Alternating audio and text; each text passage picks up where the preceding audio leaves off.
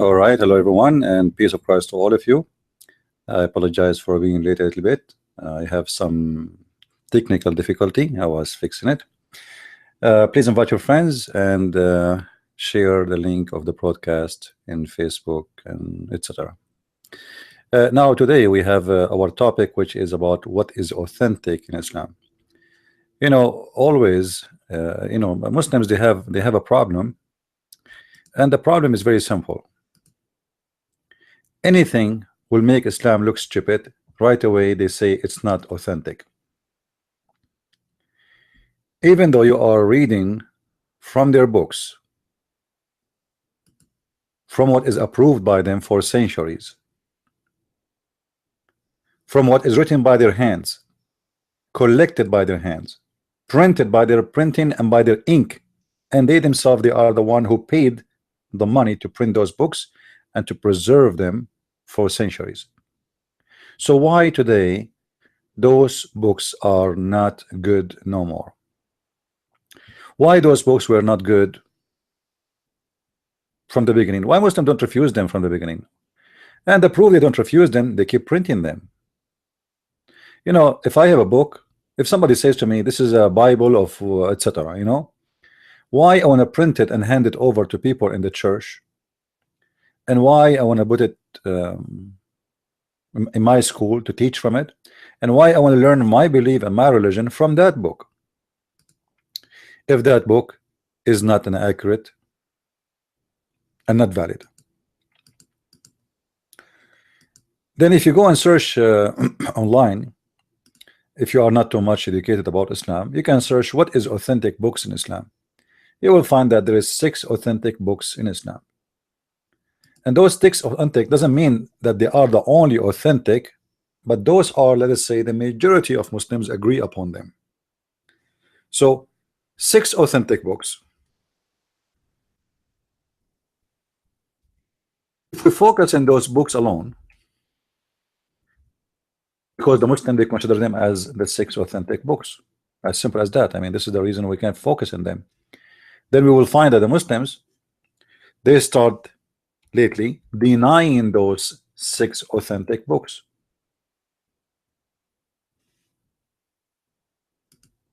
So what we will do?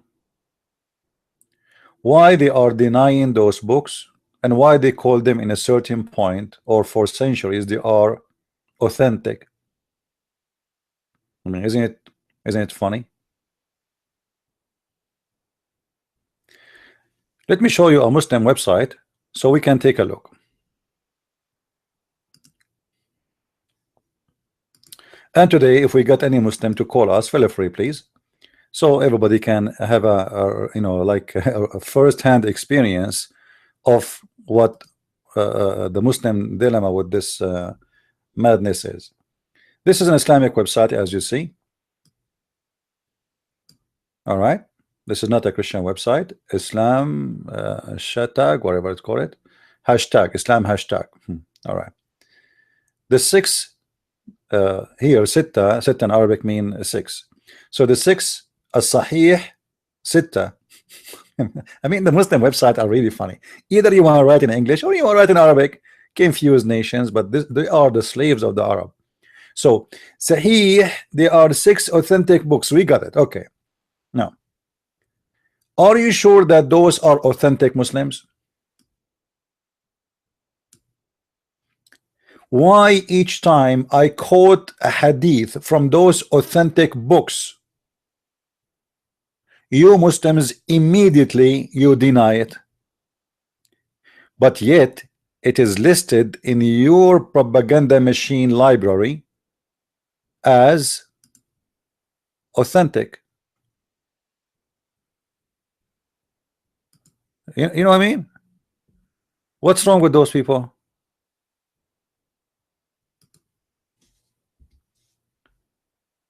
Why they say to us it's authentic if they will not accept it? So in their schools they teach students it's authentic.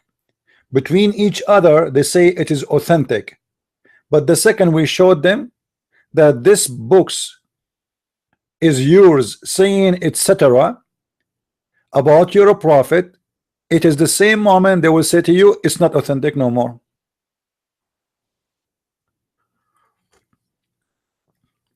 And ask yourself a question: if those books are not authentic, so why here it says authentic?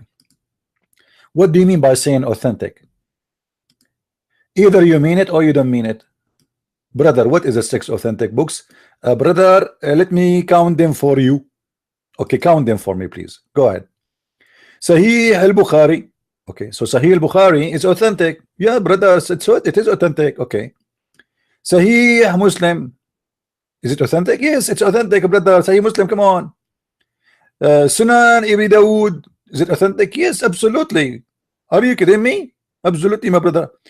Jami' at-Tirmidhi. Is it authentic? Yes, absolutely. It's very authentic.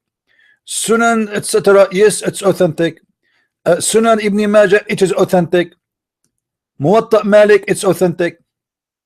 So you see here number 6, they consider 2 books as number 6 as if it's one book, even though they are not. So those are the authentic books of Islam. Now why Muslims, each time we show them something written in those books, they cry and they fry themselves with no oil? Why they accuse us of lying? You see, do you know what it's mean that only 6 writers of Islam are authentic? Do you know what does that mean? Muslim, do you know what does that mean? That's mean all of you are a bunch of liars. Because out of thousands of Islamic writers and reporters of the hadith, only 6 of them are authentic. And then when we show you a hadith from Sahih al-Bukhari and you say this hadith is not authentic, isn't it that will lead us to understand that you believe that al-Bukhari was a liar too? When a Muslim, he says to me, in the book of al-Bukhari there is many false hadith, but yet they call it authentic, which is amazing. Is that a proof that you are saying to me that al-Bukhari is a liar? Because how come al-Bukhari, he do not know that this is not authentic and you know? Same time, Muslims, where is the book of al-Bukhari? You see here they have for us pictures of the book of al-Bukhari, but do you know, guys, that there is no such a book? It's called al-Bukhari. Muslims don't even have one copy for al-Bukhari. This is not al-Bukhari. This is not al-Bukhari.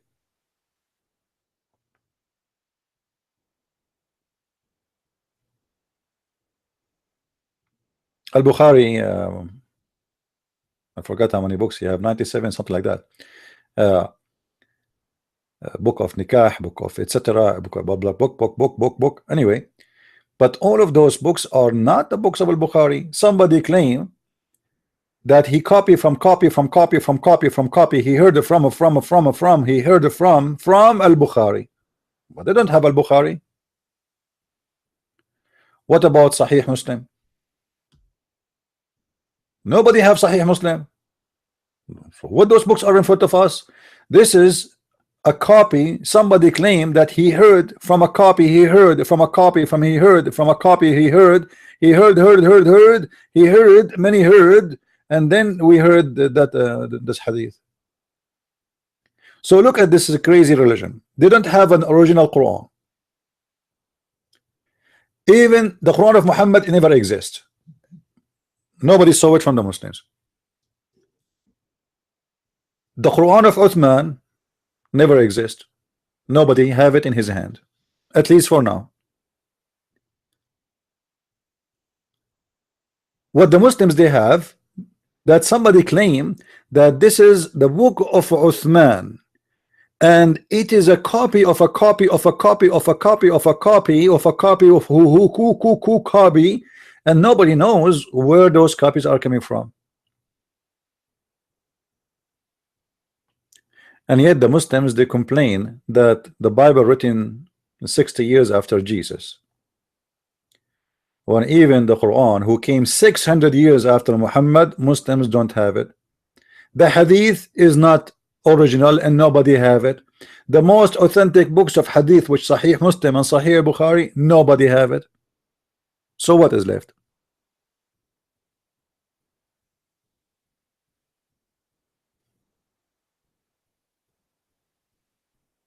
Any Abdul?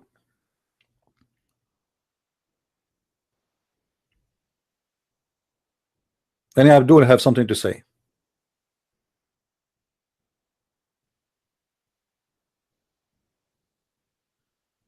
Anyone?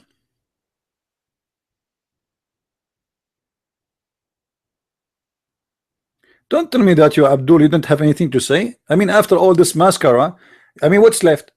If Al-Bukhari is false and you have no book of Al-Bukhari, if a book of Uthman, you call it Quran, is not exist, if the book of Muslim is not exist, what about a Sirah?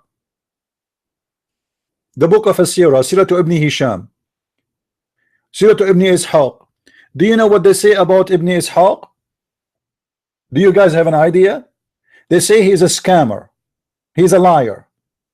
So all the reference coming from this guy. And he's a liar. And he got his copies from a liar. And he get the other one, he got his copy from other liar. So what do you have about your prophet? The books of the biography of Muhammad, they are coming from liars, according to you. So what is left? Guys, don't forget to copy the link of the broadcast and post around. I did not really post many. I just posted in Facebook. You know.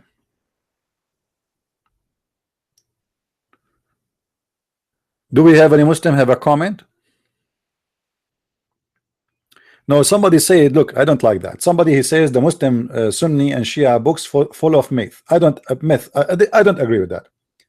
I don't agree, because scientists, they prove a lot of things Muhammad he said. Let me give you an example. Let me give you an example. As an example, the thunder. The scientists lately, they discovered that Mr. Thunder is an angel.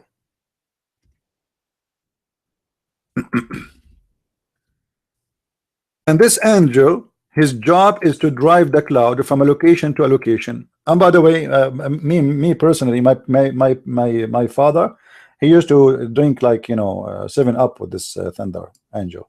You know, they are all friends. وَيُسَبِّحُ الرَّعْدُ بِحَمْدِهِ وَالْمَلَائِكَةُ مِنْ خَيْفَتِهِ. Okay, we go to the interpretation. We will find the Muslims giving you an amazing, astonishing interpretation for this. What is the interpretation of this verse, chapter 13, verse number 13? That this is an angel, his job is to drive the cloud from a place to a place.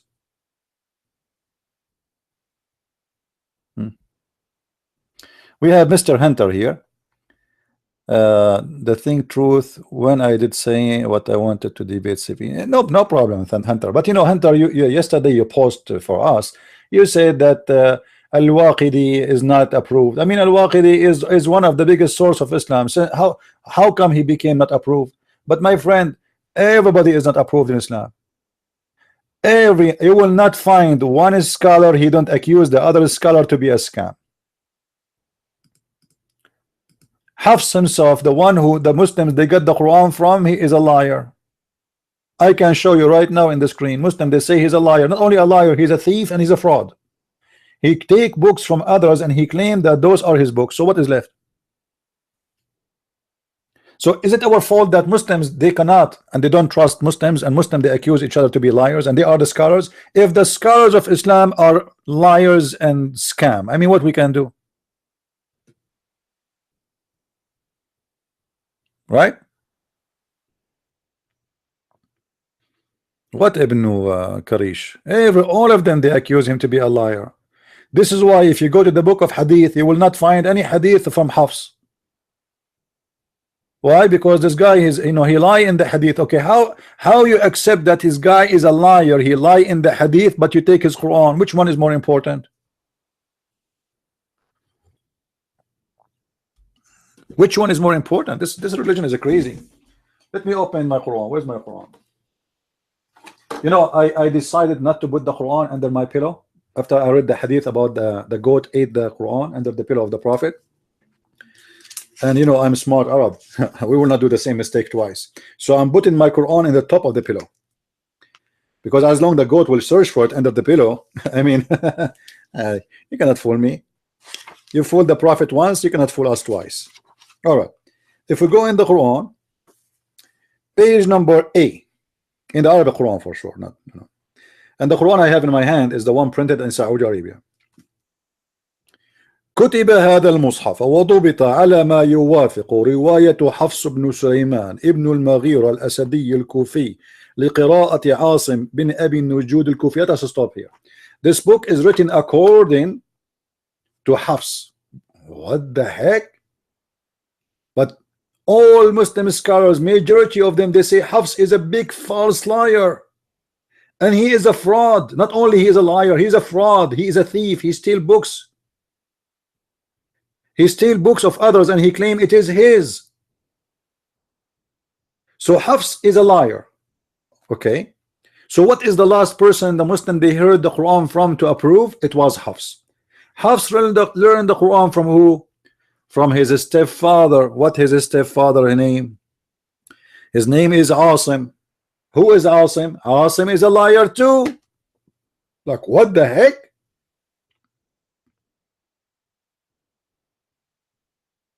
What? What's wrong with you Muslims? Who is left is not a liar. The Quran written by liars. The Hadith written by liars. I mean, what? I mean, this is a drama, man. I'm so disappointed of the Muslims. We cannot find one Muslim is not a liar or accused to be a liar by Muslims.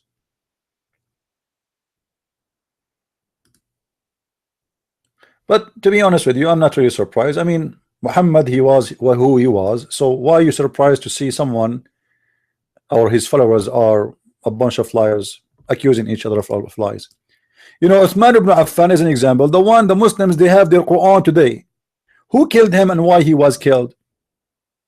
They killed him like a dog. Imagine if there's a video camera at that time, the Muslims will show you how they killed Uthman. Do you know how they kill him? They make him sit and they start pulling the hair of his beard one by one. They are torturing him, you know. Some stories they said they cut his head and they put it in a stick. Some they say they were playing ball with it, football. And after all the humiliation and they drag his body in the street shouting Allahu Akbar, we called Uthman, Uthman the pagan, Uthman the apostate, accuse him to be you know, out of Islam. So they killed him and then they dump him in a graveyard with the Jews. The Jews which Muhammad killed before. They refuse even to bury him with the Muslims. So even your Quran is coming from someone accused by a Muslim to be a filthy man and he was killed. So what is left of Islam? What is left of Islam after all of this? Nothing. So when the Muslims they say we have authentic books, I laugh. What authentic books? You don't have anything. And here my challenge right now.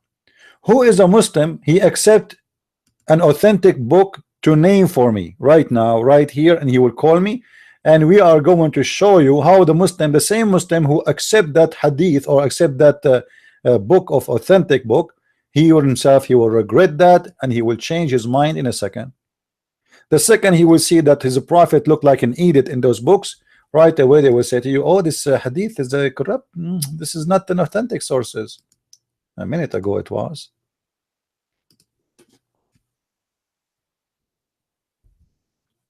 Do we have any Muslim? Let us open our Skype so we can receive phone calls from Abdul's if there's any Abdul would like to call. And you know, by the way, Abdul, I have nothing really against you. I mean, we are here talking about religion. It's not about you, about me, nothing personal. All right, take it easy.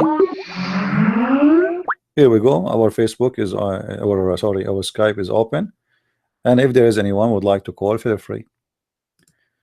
And I want Muslims, not Christians, for now. This is the book of tafsir. You know, if we go in Arabic, if we go in English, it's the same. Let us go to Arabic just for a change. Hit tafsir. This is the official government website of the Kingdom of Jordan.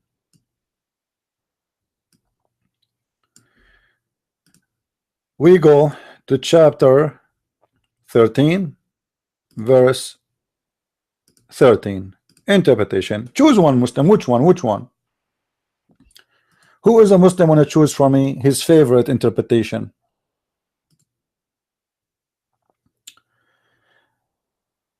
This is At-Tabari. At-Tabari is one of the oldest interpretation for the Quran. All right? Okay. What At-Tabari he said?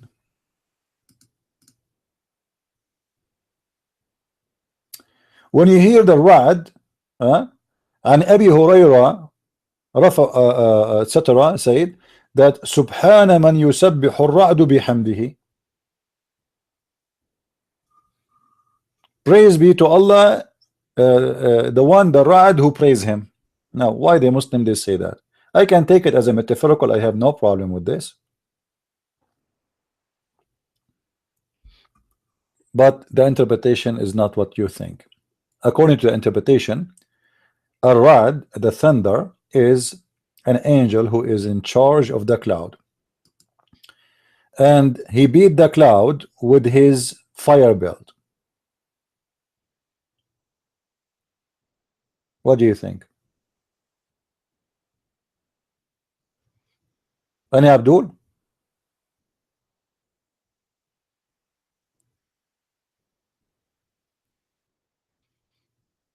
Who is Abdul when I call us and tell us if this is approved by you or not approved? Anyone?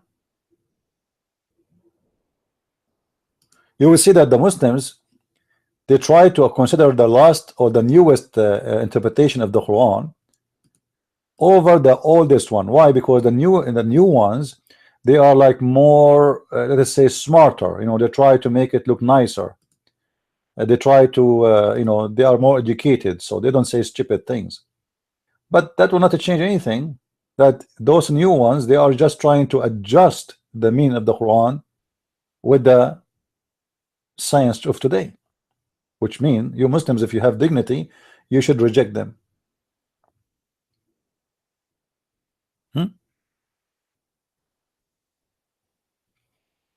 Any Muslim, you know, when I explain to us, read with me here. This is Tafsir al-Qurtubi. This is Tafsir al-Qurtubi. Look what al-Qurtubi he says.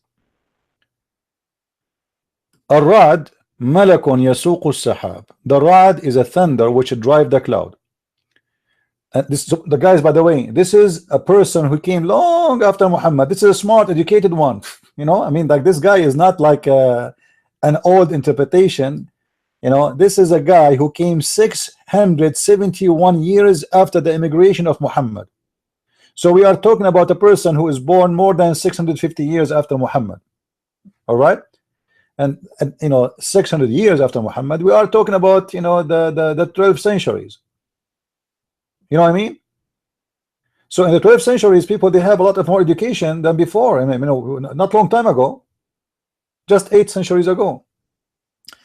So here, this guy is saying that the thunder is an angel who drive the cloud.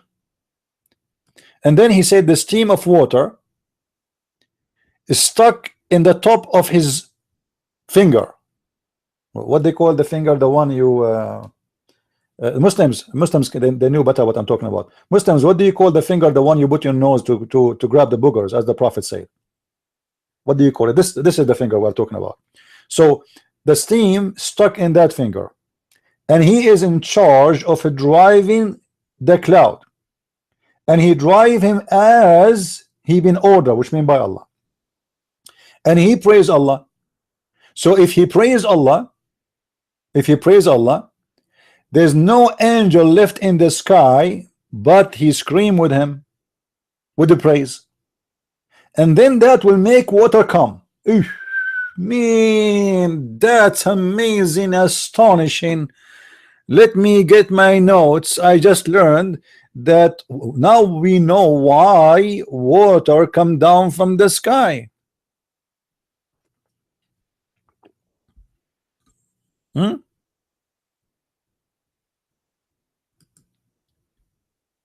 Any Abdul?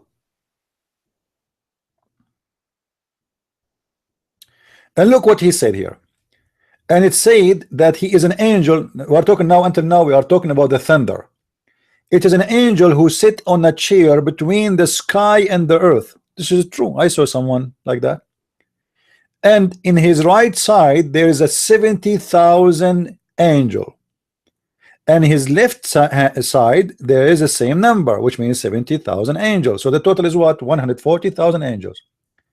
So if he moved to the right and he praised with him 70,000 angels, afraid and terrified from Allah. Eesh, man. And then if he moved or leaned to the left, and 70,000 angels, they praise with him from the fear of Allah. Do we have an Abdul here? Muslims, is that an authentic interpretation or not authentic? Let us play the game of authentic. Is this authentic or not?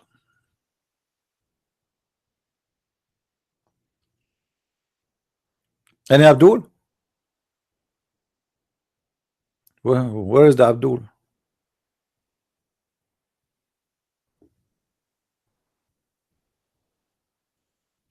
Right away, for sure, they will say this is stupid. There is no way the Quran is saying that. Well, the Quran is saying that. The Quran says the angel, the thunder, he is praising Allah. You want to tell me this is metaphorical? Well, obviously, this is not how it is. This is not how it is.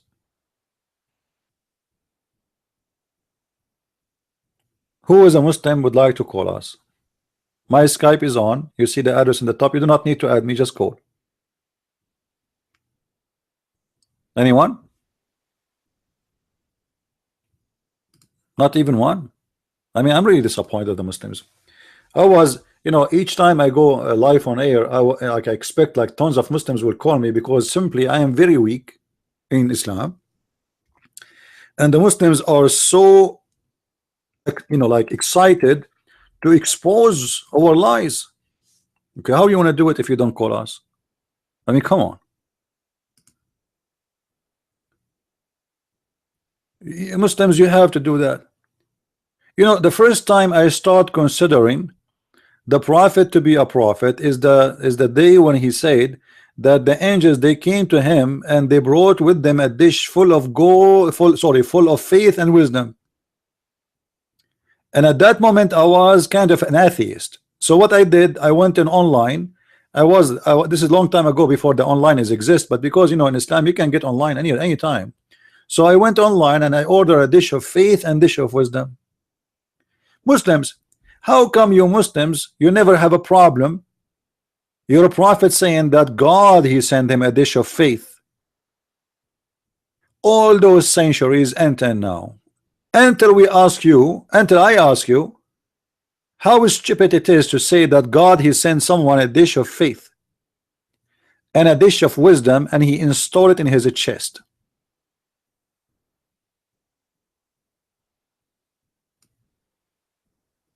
Any Abdul?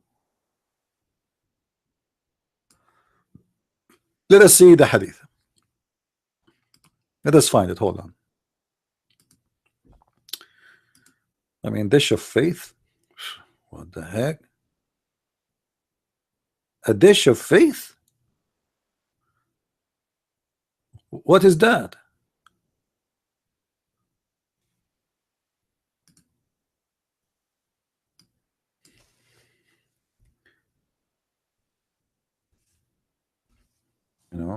I don't know why I went to school to earn a degree, spending a lot of money. All what I need to do is just to get a dish of mathematics, dish of history, dish of biology, dish of like 10 dishes of Islamic law. I finished my law degree. Alam nashrah laka sadrak, chapter 94, verse number 1. What does that mean? Let us see the Muslim interpretation. Let us go to English.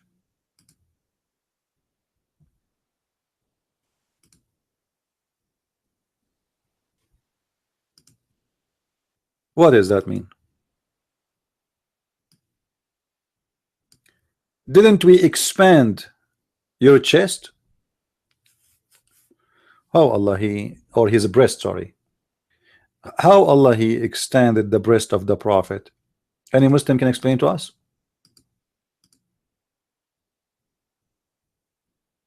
Anyone knows?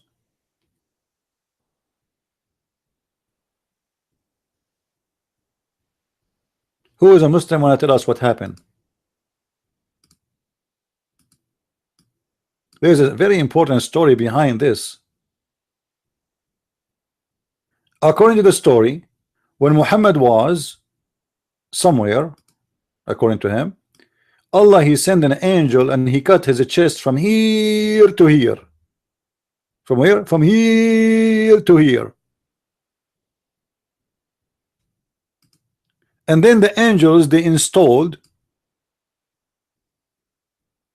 a dish of gold, sorry, a dish made from gold, full of wisdom. They brought a dish full of gold, or let us say not a dish, really, a tray, big tray. All right.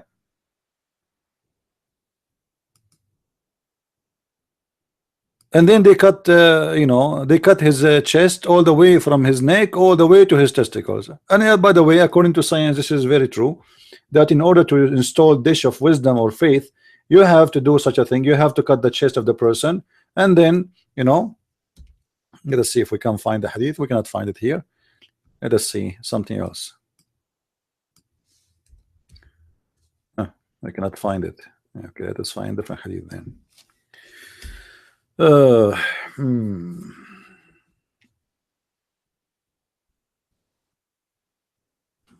I cannot find this one too.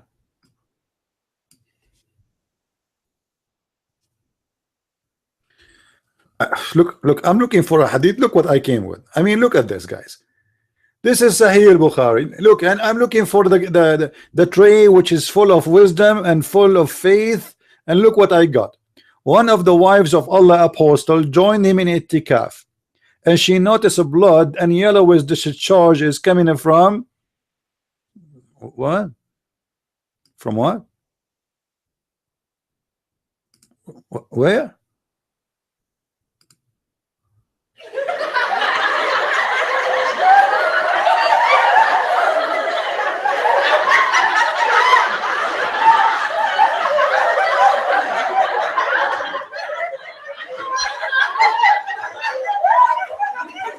This is Sahih Bukhari. This is the second authentic books after the Quran.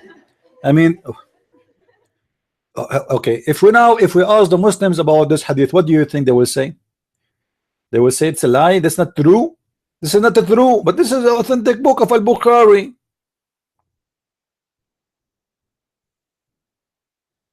Obviously, the wife of Muhammad, she has an infection, by the way. You can go and read some research.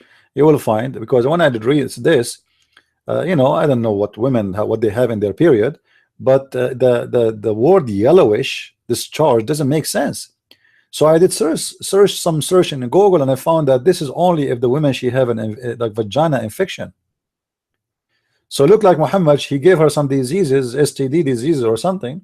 So this woman, she have a yellowish blood coming from her vagina. Now the question he will ask, we will go, don't forget, we will not forget the issue of dish of wisdom. But as long we are here, what is the business of us to know that one of the wives of Muhammad, she have a yellowish blood coming from her vagina?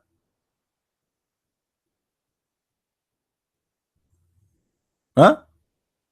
What is the business of 1.4 billion Muslim to know that one of the wives of Muhammad, she have, as we speak, a vagina issue? This is a religion? Look at the hadith. Look at this hadith. Look. One of the wives of Allah apostle practice itikaf with him while she have a bleeding between her period.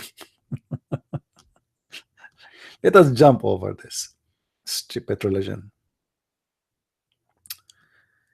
Okay. Where is the hadith about the angel? He come with the, here we go. Here we go.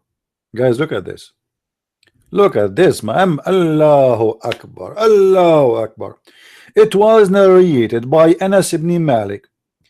Were joined in Mecca. and the two angels came to the messengers of Allah.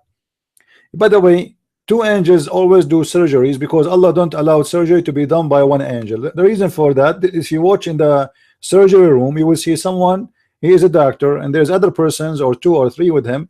They are like they give him, they hand him stuff like a scissor, etc. So look like this is an angel and his assistant, but both of them, they are angels. So what happened? It was narrated that from Malik, from etc., that two angels came to Muhammad and they took him to Zamzam. They took him where? To Zamzam. Okay, what they do in Zamzam? Why they took him there? Because there's water there. Hello, surgery need water. And they where they split upon his stomach. Where? What? His stomach. Okay. And took out his innard in a basin of gold. Eesh. Guys, they cut his stomach and they took the stomach off. They cut the stomach of the Prophet Muhammad, peace upon him, and now his holy stomach is outside, and they are doing, you know. I mean, this is authentic.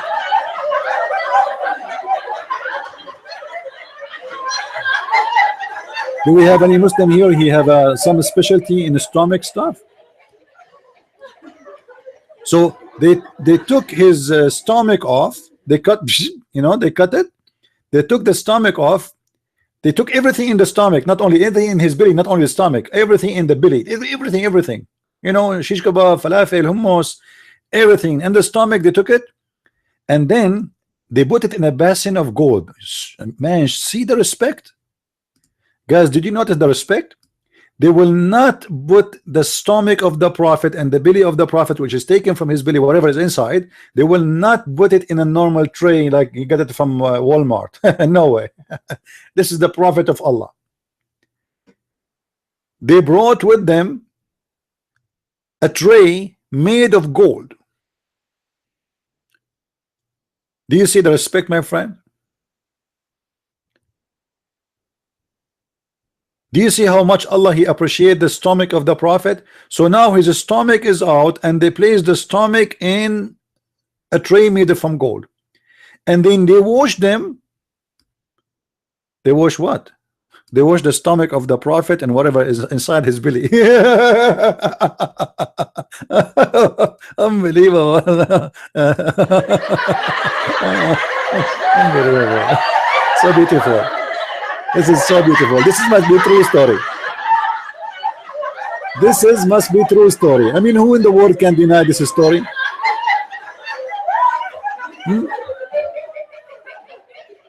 Any Abdul? Who in the world can deny this story? I mean, it's very normal. I mean, God, and we have a God, we have a Prophet, and the Prophet, he have a dirt in his stomach. Allah is not going to install wisdom and faith in his stomach unless he cleaned the stomach first.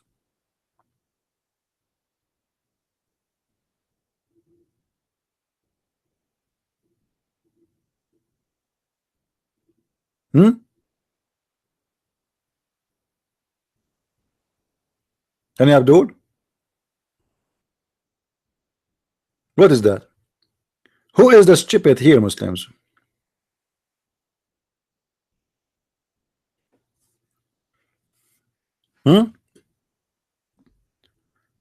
Allah, he have to make a surgery, taking off the stomach of the Prophet. And look, hold on. Why Allah wanna install wisdom and knowledge in the stomach of Muhammad? Look what happened. Look, guys, look what happened. After they wash them, whatever is inside his stomach, then they do what? Read. They wash it with the water of Zamzam. Then they filled his heart with wisdom and knowledge. Okay, hold on. I'm not good in drawing, but I will try to practice something. Hold on. And by the way, this is Sahih, Muslims. This is Sahih Hadith. All right, my friend.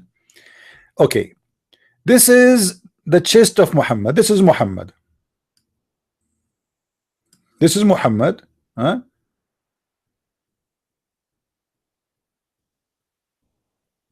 This is his. Have you ever seen a leg like this? It look like a tail? Take it off. The Muslim will be insulted. Hold on. I told you I'm not good in drawing. Okay, so we go back. This is Muhammad, and those are his legs. Those his fingers, like he's like a duck. The Prophet, mashallah. Now Muhammad, they put him down in the floor, and they cut his stomach. Now his stomach is here. His stomach is here. How they fill his heart with wisdom?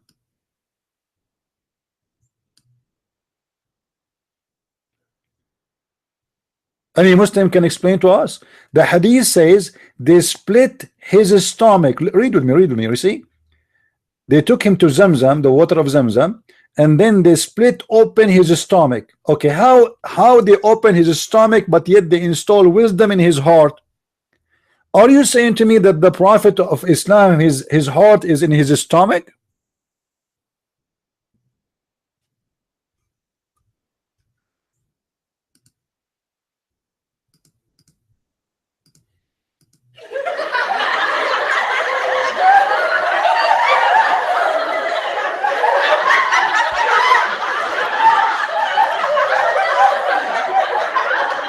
Right?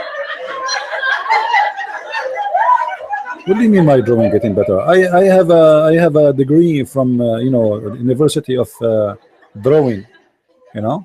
I am one of the. Okay, you want to see some of my drawing? Could go and check the caveman. Anyway, so the Prophet, he have a stomach. They clean his stomach and they cut his stomach, and then we find later that they put the wisdom and the knowledge in his heart. Any Muslim have an explanation for this madness? By the way, his stomach is so close to his testicles, and the reason for that, I can show you different hadith. Muhammad, he said they made the cut from here to here. The other narrator, he asked him, he said, what do you mean from here to here? He said from his throat to his testicles, to his private part. Do we have any Muslim he opposed this? Any Muslim? By the way, guys, if you want to buy my painting, I'm going to make a gallery for a drawing, and I will draw the Prophet in a better way, in a better shape. Like I promise you, if you order any of my drawing, you will get a picture, have hands, and Muhammad penis was so big. Remember Muhammad, when he prayed to Allah, he sent him a dish of shish kebab, and he got the power of 40 men. And there is no way a penis will do that unless it is really hilarious penis. Power of 40 men. How Muhammad he measured that? Like he installed a machine next to his penis, like have a LED light, and it was showing like 1 horsepower, 2 horsepower, 3 horsepower, 40 horsepower. How he knew that? Anyway, let it go, man. And remember, guys, this hadith is sahih. As I said many times, I don't go by this stupid here when they say sahih. When the Muslim they say this is sahih, it means it is, it is like obviously they cannot deny it at all. But all of them, they are sahih. This book, all of it is sahih. So based on this story, how Muhammad he got his knowledge from Allah? Who is a Muslim want to answer? Based in this story, which is sahih, authentic, how the Prophet, peace upon him, got his knowledge? Muslims, you're gonna tell me that Muhammad he received inspiration from God. He received a surgery where they cut his belly. Guys, honest to Allah, if I am not ashamed and shy to show you my stomach, you will see. I did not go to school to get my degrees. Absolutely. I went to those two guys they have a clinic next to Zamzam. They open my belly, they took it off, they wash it with Zamzam, and then they put all the degrees I have in my unbelievable. I love it. I did not go for one day to school. The Prophet is amazing, man. Have you ever heard of a God? He installed knowledge and wisdom by surgery.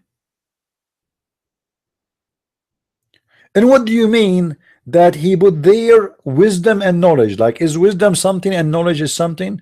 By the way, in different hadith it says that it's not wisdom and knowledge. It says faith and wisdom. Faith and wisdom. Let us see.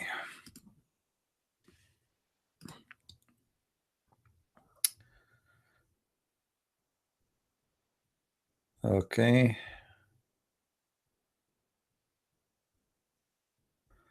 Let us see. Here we go. The same story, by the way. Muhammad, the angels, they did surgery for him twice. This story here happened to him when he was a child. The story happened to him again when he was adult. And even the people, they thought that Muhammad was murdered. But the story here explained very simple, that Muhammad was playing with some boys and he fell in the ground, and people, they thought he's dead because he stopped moving. Why? Because Muhammad, obviously, he have epilepsy seizure. So this seizure happened to him, and at that time he was with his his family, or let us say the one who supposedly his family.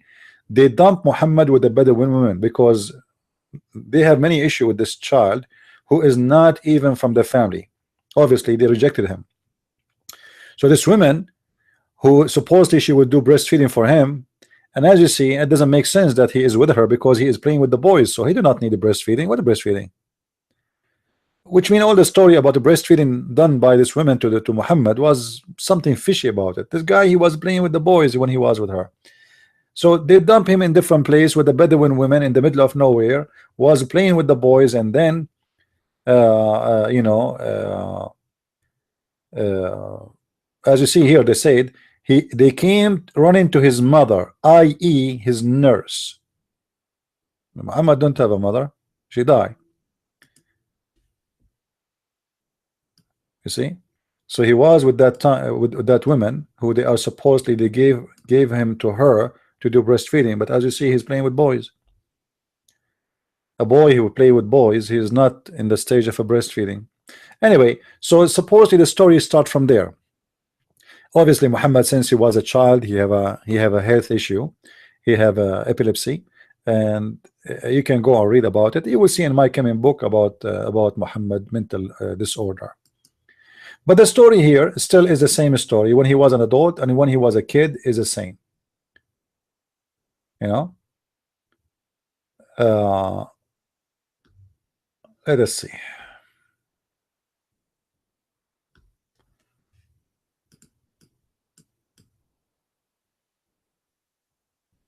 I will try to find the other hadith. All right. Yeah, look like here they have only this story. Let us search more.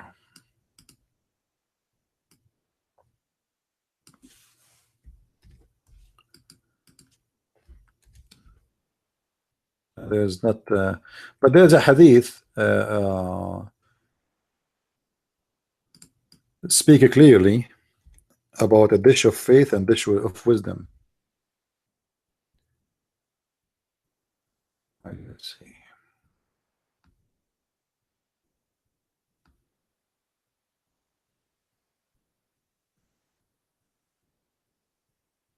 You see here they are saying wisdom and knowledge.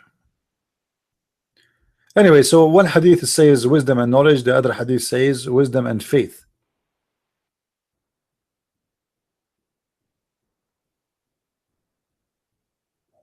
All right.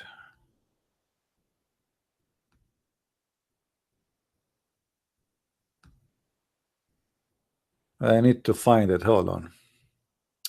I don't like to mention something without a proof of it. The Muslim, they will say it's not true.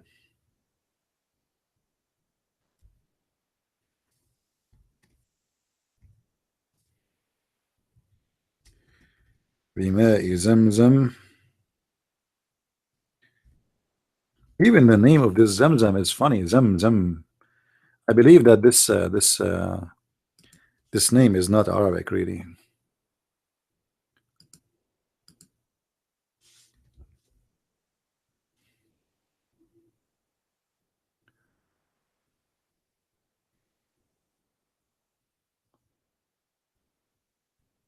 All right.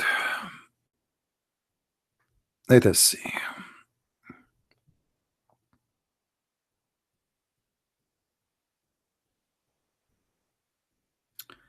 You see, I have the hadith in Arabic, but the problem is where we can find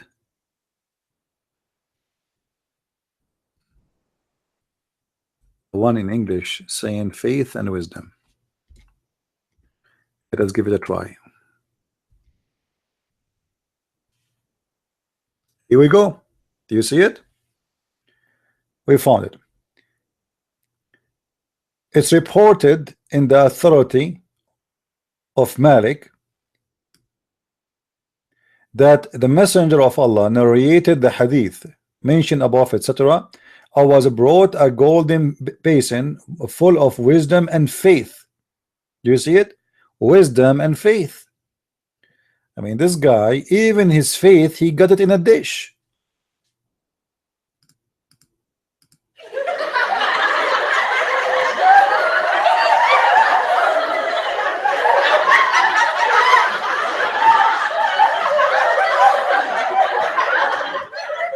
Oh, you can see my screen? Okay, hold on. You see it now? Sorry for that. Any comment from the Muslims?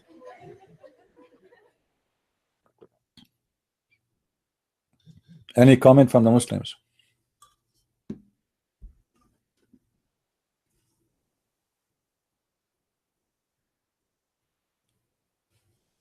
Is that true that your prophet, he got his wisdom in a dish and his faith in a dish?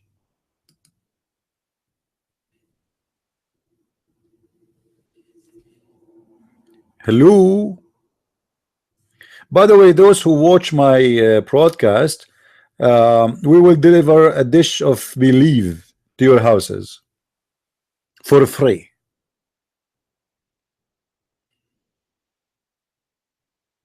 A dish of wisdom, a dish of faith.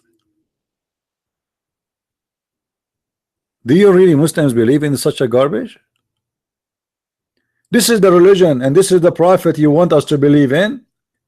He taught you that an angels, they came to him and they cut his stomach and they put inside his stomach a dish of wisdom and a dish of faith. And what he did with the dish of wisdom and his dish of faith in his stomach, he ate it.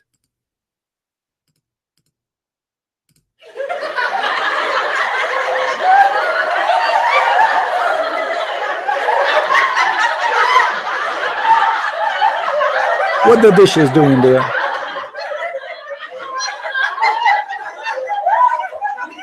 Any Abdul can tell us?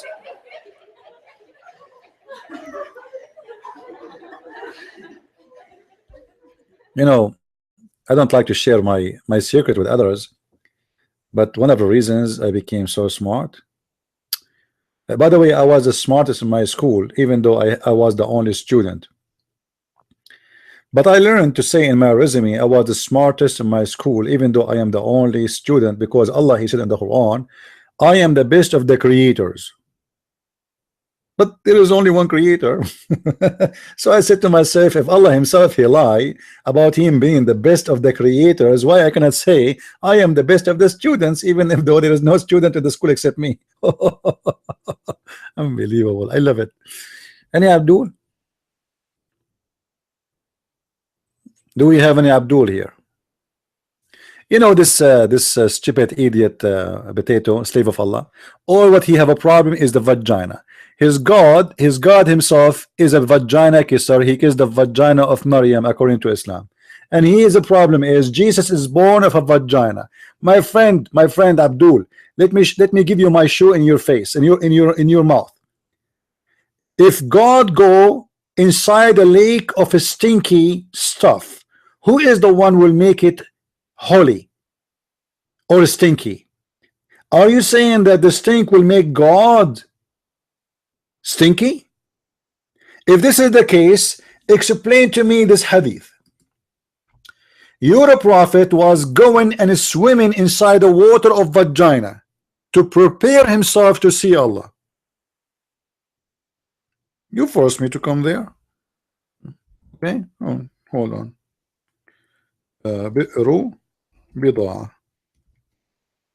Where the prophet used to take a shower, read with me, preparing himself to pray to Allah. Read, Abdul. It was said, O Allah messenger, shall we use water of bid'ah to perform ablution where it is well, which menstruation rags, flesh of dogs and stinky stuff was dumped? Do you see it? This is to prepare yourself to be impure, to be pure in front of Allah.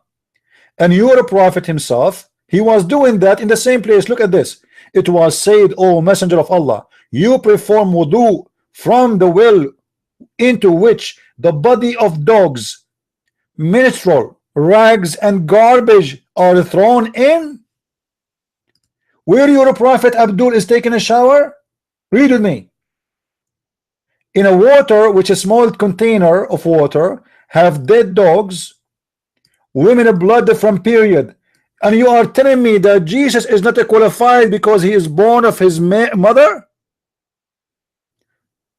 Your prophet, he enjoy it to swim in the water full of rags of women from period.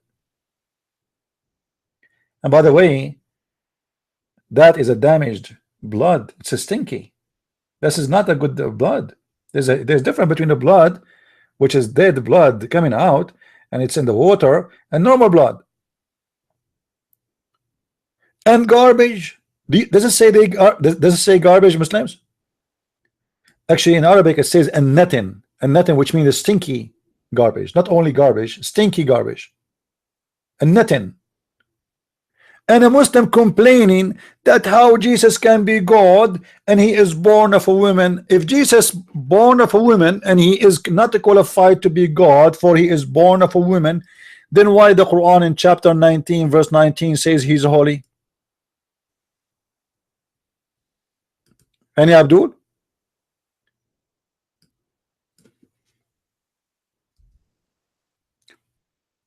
Why your stupid Quran consider someone is born from a vagina holy? Who is the dump here? You see, I'm going with you. You are the one who don't like to believe that Jesus is holy. Read with me. This is your Muslim translation. He said, who? The messenger which Allah he sent to Mary. He said to her, nay, I am only a messenger from the Lord to announce to thee. Who is the messenger is announcing. He's announcing what? The words of the Lord. What is the word of the Lord? That to thee the gift of a holy son. Do you see it, Abdul? So how Jesus is born of a vagina as you Muslim claim, but yet he is called holy? Are you making fun of your stupid God? Why Muhammad is never called holy in the Quran?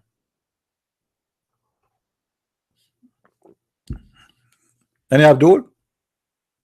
Do you see it, holy son? How somebody is born of a vagina is a holy son? He is holy to who? Jesus is holy to who? To Allah? To you? To who? Stupid dump. I mean, find me a Muslim is not dump, and I will give you 2 dump for free. Find me one Muslim Sunni is not dump, I will give you 2 dump Shia for free. Anyone? Let it go, let it go. This guy, he will come back, he will say the same, because they have nothing to say. Jesus is born of a vagina, Jesus is born of a vagina, but they will not tell us how Jesus was born of a vagina. He speak after his birth, one second. Have you ever heard of somebody, and not only this, you know, let me show you something in the Quran.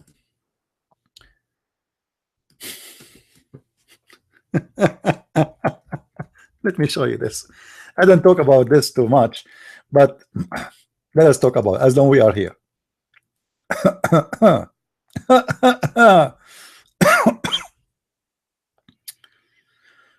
Oh Lord, let us go here. Where is the verse? Hold on. This is the search engine. فناداها من تحتها.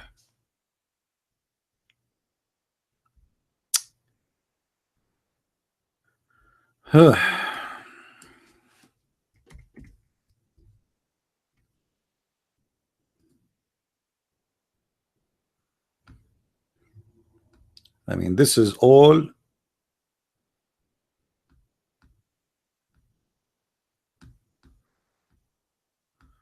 I want to show you what your God said about Mary in the Quran. This search engine is really stupid. Okay, I better go and open the page by itself directly, not from the search engine.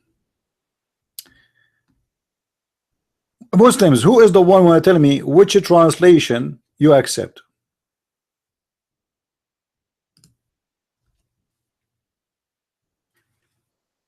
I have a verse in front of me, actually the same chapter where I'm from, but which translation you Muslim you like to read?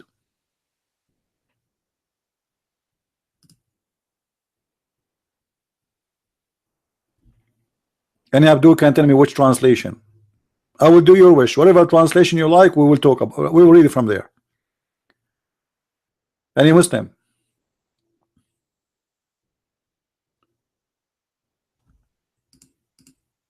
Anyone?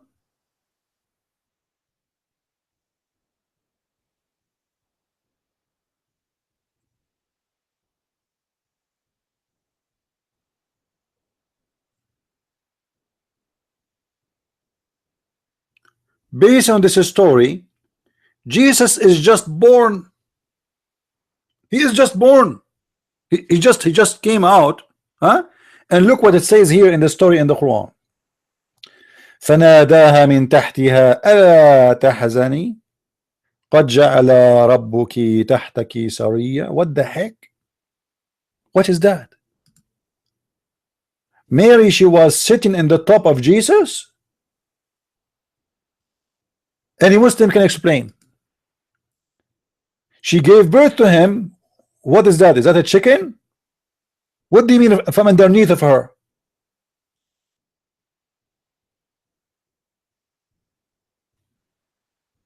Any Muslim can explain to us. A voice came from underneath of her. Is that the voice of Jesus, or this is the voice of Allah?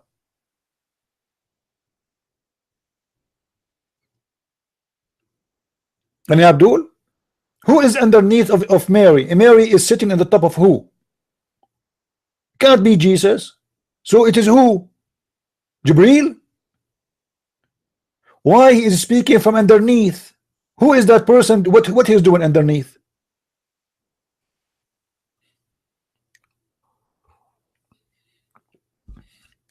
Any Abdul?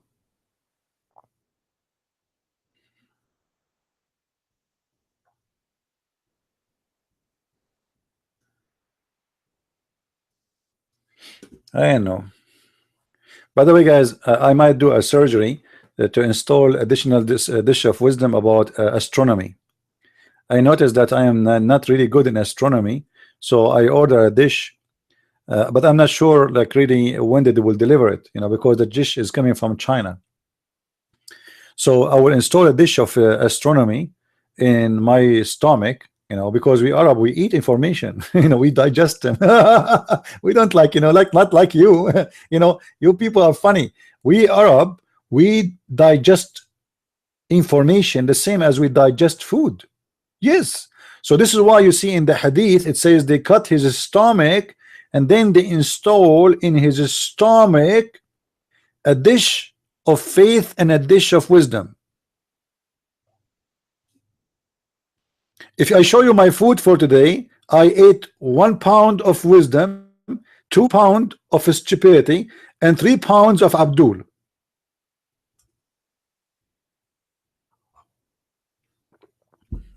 Any Muslim? Now who is the Muslim? When you tell me who is the one who spoke from underneath of Mary? Any Abdul?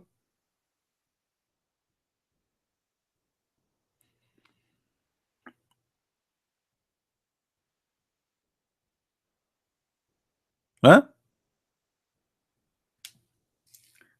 No, I did not. I did not. I did not do any drawing dishes today. But by the way, my drawing is is getting so beautiful. Actually, there's a lot of artists museum. Actually, they invited me to do drawing in their museum. Look at this.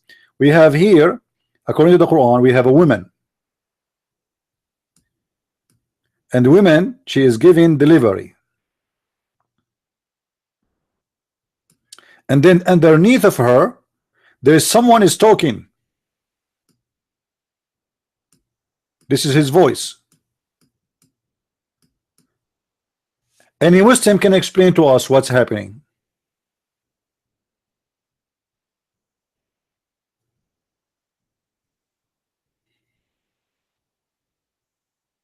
Somebody live in Utah. I want to go to Utah.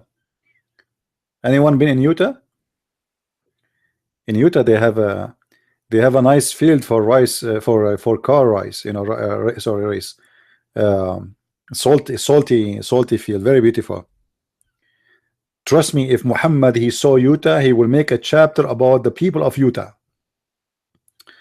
If Muhammad he been in Utah for a second, he will make a long chapter about Utah. Muhammad was very sensitive man.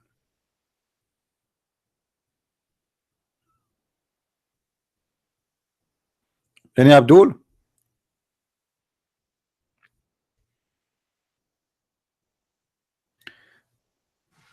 Muhammad he will make a chapter. He will say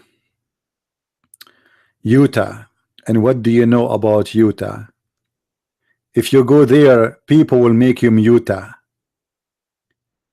The second you arrive to Utah, you see the blondie girls, and you wish to have each one of them to be yours. May Allah bless Utah. Allahu Akbar, the Quran. And he will make the garden of Allah is Utah because it's full of blondies. Yeah, muta in Utah. Anyone?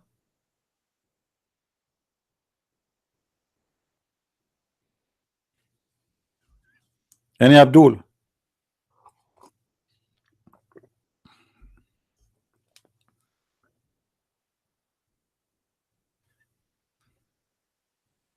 I mean, what we can do? You see, we wait for the Muslims hour after hour after hour, and we got nothing.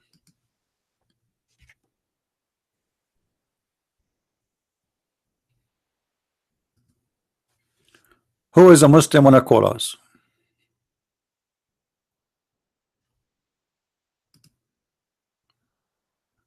Who is a Muslim wanna call us?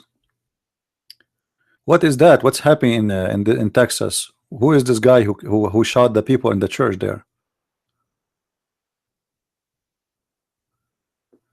Did they get this guy? This scumbag who shot the people in the church? This is why you have to take your gun with you wherever you go these days. You know, there's crazy people everywhere. I'm reading the news now. 27 people were killed. Is that a Muslim? Do they know the name of the shooter?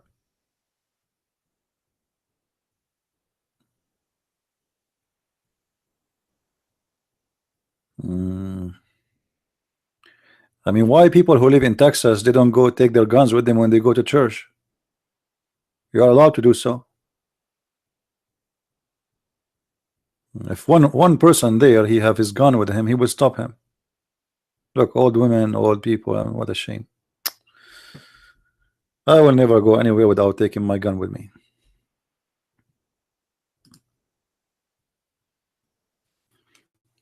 You see a filthy criminal, right away, you know, you do your job. You will not let him kill people for, you know. They did not say the one who he shot, right? They did not mention anything about the name. That is sound fishy.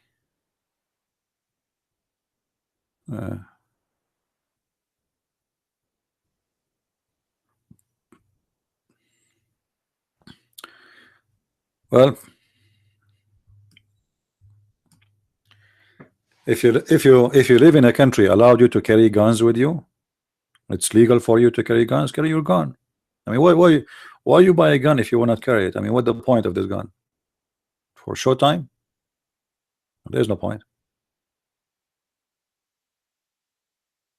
Here we go. Those, I'm sure many of them, they have guns at home. They carry their guns always, but now then they go to church because you expect the church is a place of peace. No, there's some, you know, scumbag will come and will start shooting people. It happened before. It might happen again. Why not?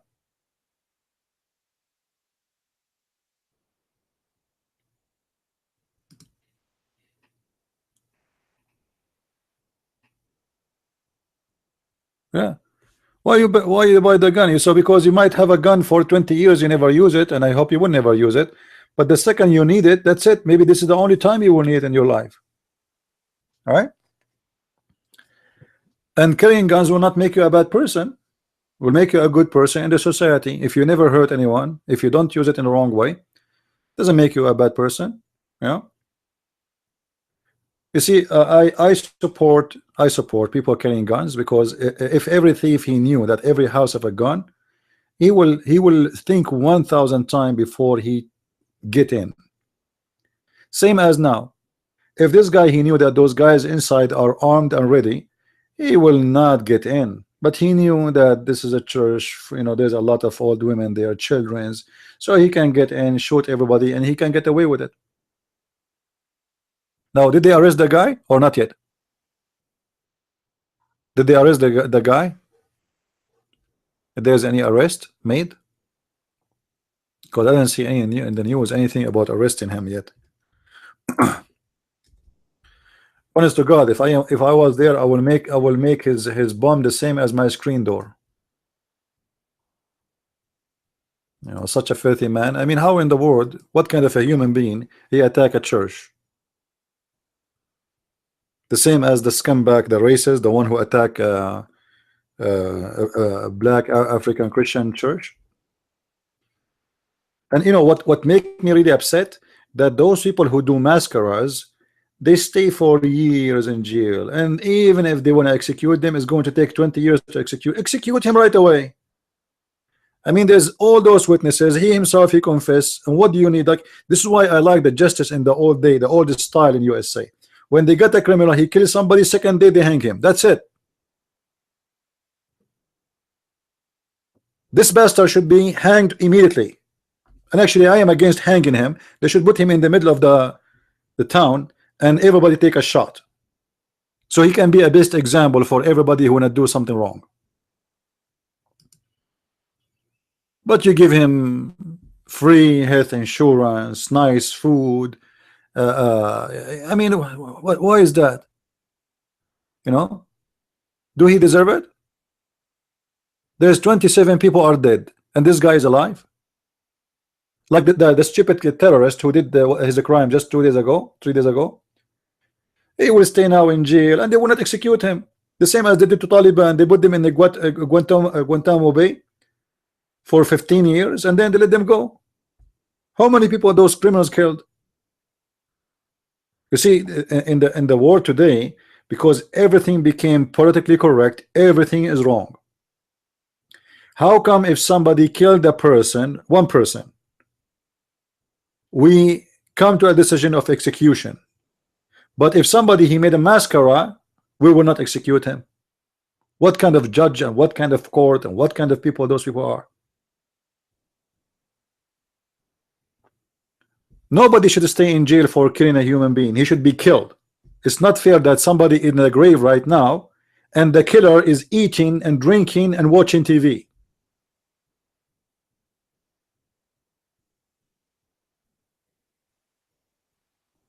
Very disgusting system.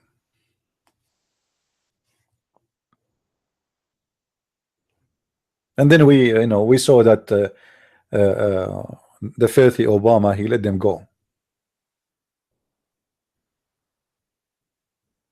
That's why I like the old days. You see the cowboy, they were they have dignity and they defend the weak one.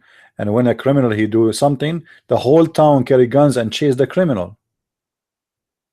The sheriff is just a man.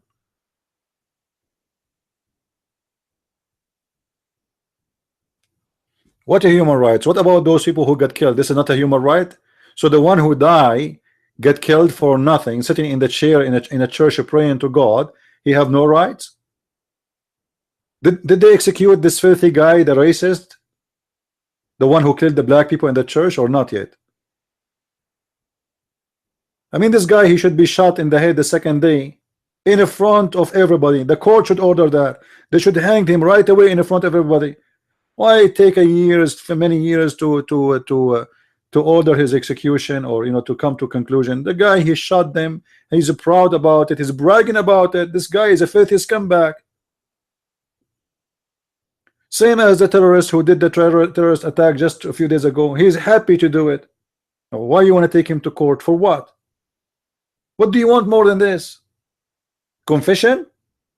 You know what I mean? It's a mad system. It's a stupid system.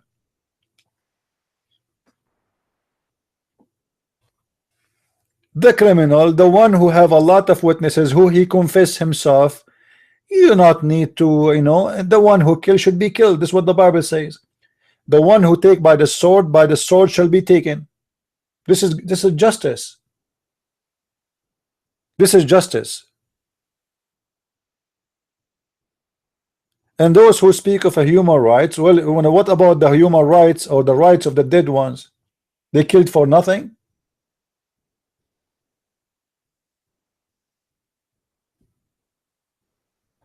What is innocent until he's proven guilty? This guy, he shot in front of cameras.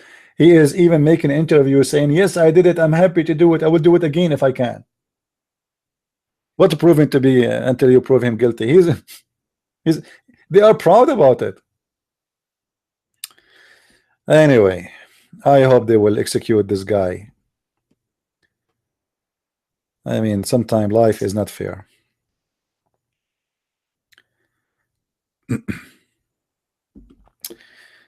Do we have any Abdul here?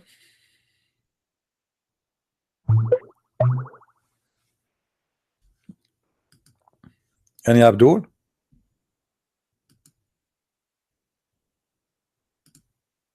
Who is a Muslim wanna call us?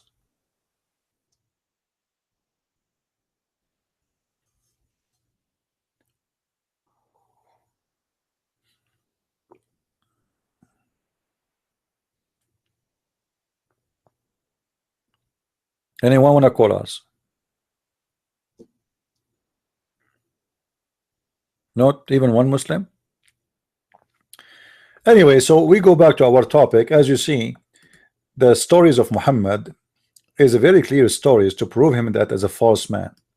Who in the world wanna believe in such a garbage that a prophet, in order to become a prophet, God need to make a surgery for him? Is that a plastic surgery?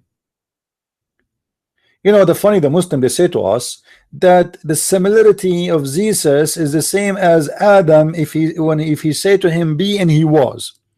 And then we find that Adam was not created by him saying be, Jesus was not created by saying be according to Quran, and Muhammad did not become a prophet by saying be. As you see, he's making to him a surgery. Can't Allah make Muhammad a prophet without a plastic surgery?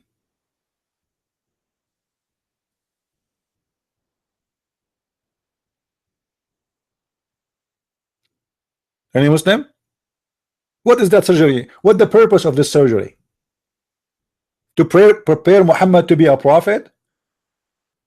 Why we never heard of God chopping the chest and the belly of Moses? What about the chest and the belly of Abraham, Isaiah, all the prophets? God always he do chest surgery. He cut their belly and he put a dish of wisdom and dish of faith. What's wrong with this prophet? Are you Muslim trying to tell us that Muhammad was so horrible to the point Allah himself needed to do a surgery to fix a defect? What's wrong with the engine of Muhammad? Allah he opened the engine to fix it?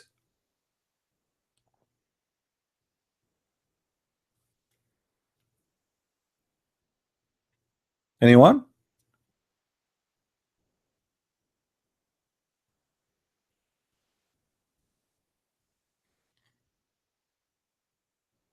Any Abdul?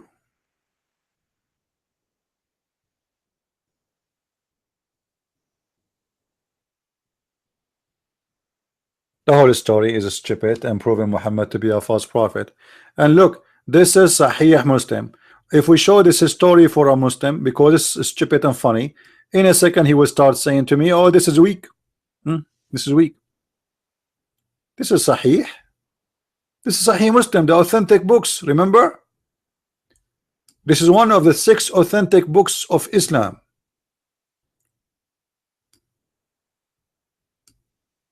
To avoid such a stupid story, exposing the falsehood or the false prophet of Muhammad, they deny it.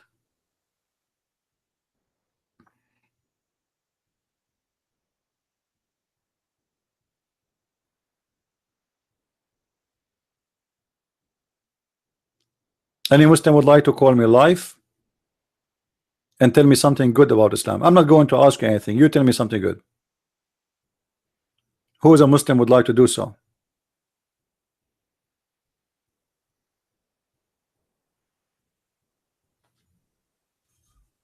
Anyone?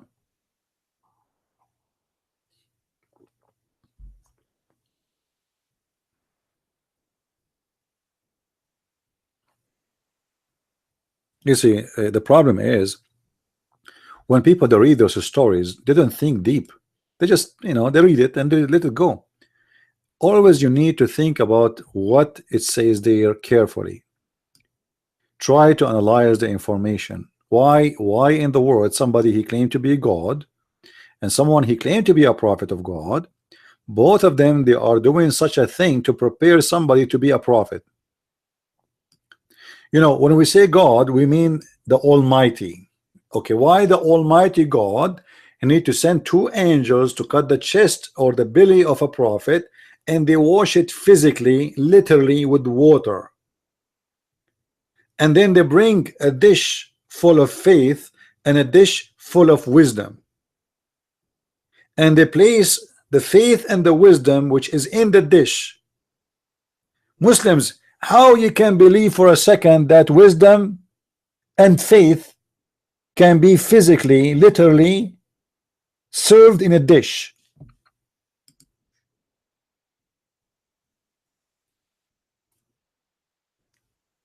Any Muslim can explain to us.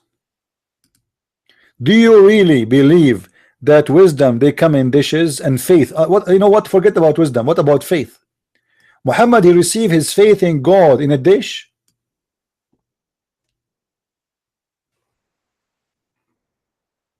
Any Muslim?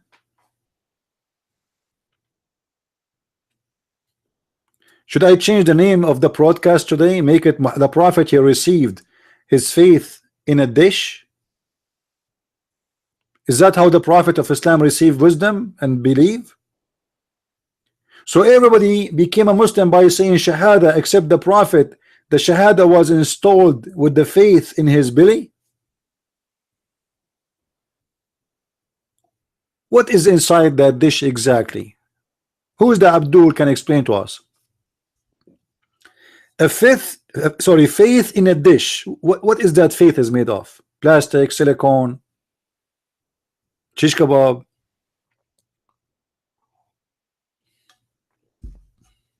Anyone?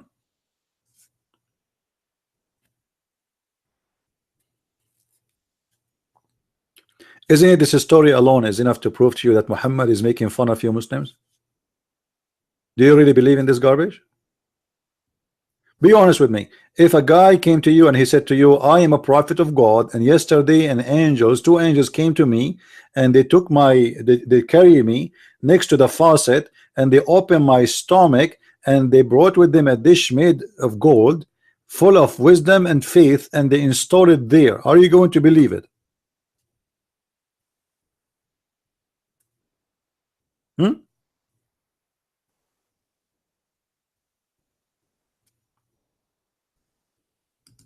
Yani Abdul, who is an honest Abdul when I give us an answer?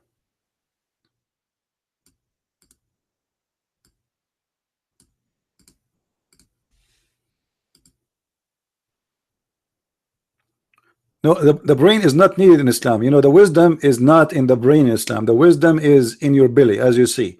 They cut his abondum. They cut his stomach. I mean, even the location of the surgery is wrong. They cut the stomach of the prophet and they installed the faith and the wisdom in his stomach. Look in this hadith what it says. I was brought a gold basin full of wisdom and faith, and then they cut right from the upper of the chest to the lower part of the abdomen. Like, what the heck? All of this? Look how big the cut is from the upper side, from the throat all the way down to his testicles. Why?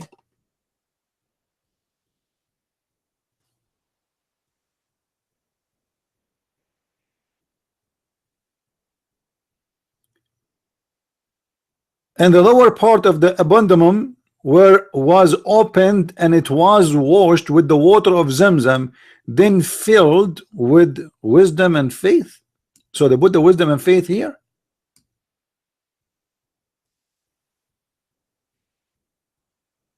No, according to the stories, they did the stitches too. They did stitches, yeah. There's different hadith says that there's a guy, he said, I saw the stitches myself. Yeah. And here you will notice this is the same story happened to Muhammad supposedly when he was a child, is repeated when he is an adult and he been taken to heaven. Look what it says here. The prophet said, while I was in the house of a state of midway between asleep and wakefulness,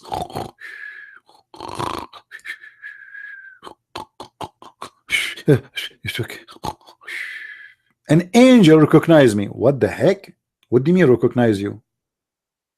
As a man laying between two men, a golden tray full of wisdom and belief. Look at this, man. Wisdom and belief. Golden tray full of wisdom and belief. You know, I'm willing to pay $1 to see a dish of wisdom and a dish of belief, how they look like. I want to take a selfie with it and post it in YouTube. Was brought to me, and my body was cut open from the throat to the lower part of the belly. Hey. See the surgery, guys, how complicated it is.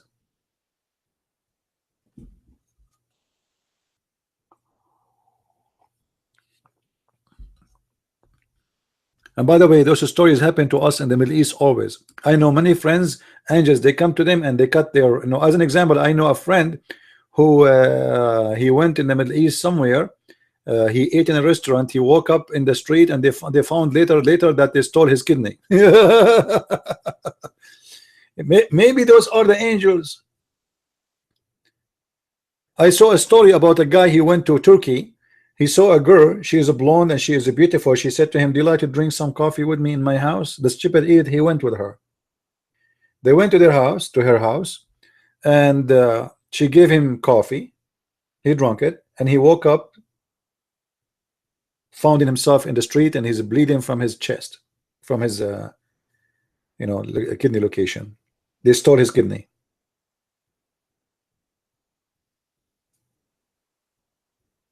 Maybe those angels are not angels, they are stealing the kidney of the prophet. And then after that, what happened? After they cut his chest and they installed dish of wisdom, they brought to him a mule, an animal. It's called al-buraq. Al-buraq is coming from the word thunderbolt or lighting, which is an animal, white animal. It cannot be black for sure. This is sent by Allah. Allah sent everything white. Allah will not send a black animal. No way. Race is God. Smaller than a mule and bigger than a donkey. Look at the size too. It was brought to me, and I set out with Jibril. So Muhammad and Jibril are sitting in the top of the mule. Unbelievable. I like it. I like it, man. I'm spending too much money for airline ticket.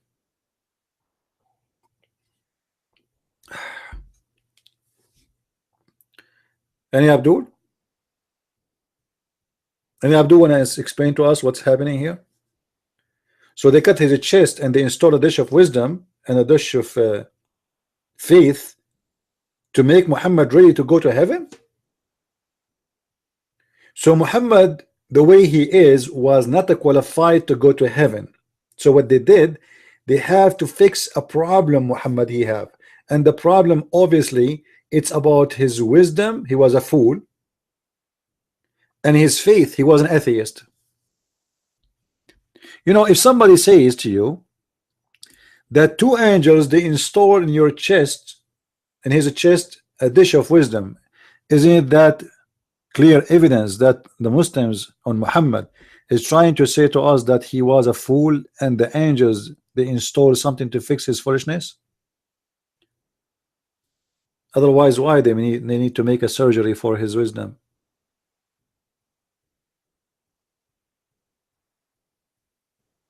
Huh? What was the problem with the wisdom of the Prophet of Islam?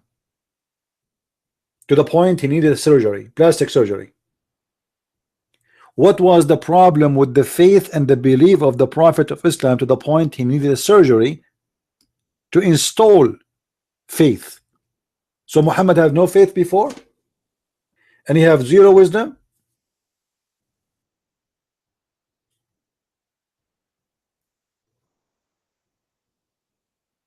Look at the Muslims, not even one of them dare to call.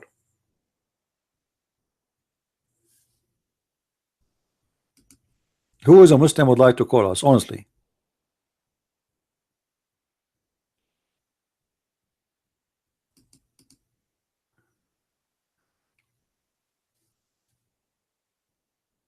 Yeah, you will not do a surgery for someone he is smart.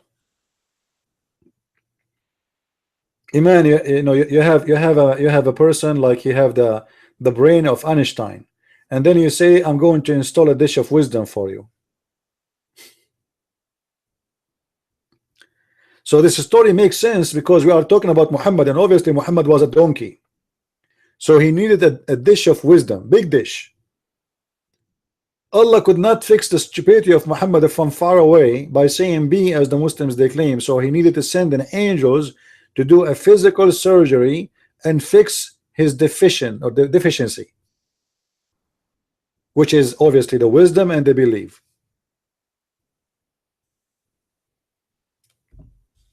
Anyone? Who is the last prophet he have a dish of wisdom and believe? Muslims? Any other prophet or only Muhammad?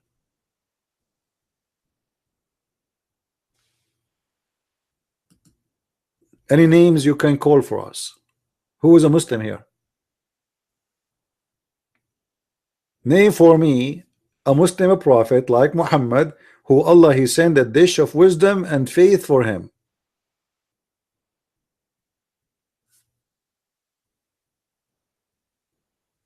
They are here, they are listening, but they hide in the corner. And in the best scenario, the Muslims are praying to Jibril to send them a dish of wisdom so they can refute me.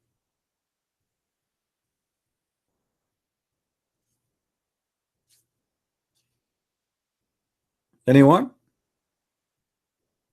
Now, if we ask the Muslims about this story, they say to us, this story obviously is not authentic. What do you think? This is Sahih Bukhari.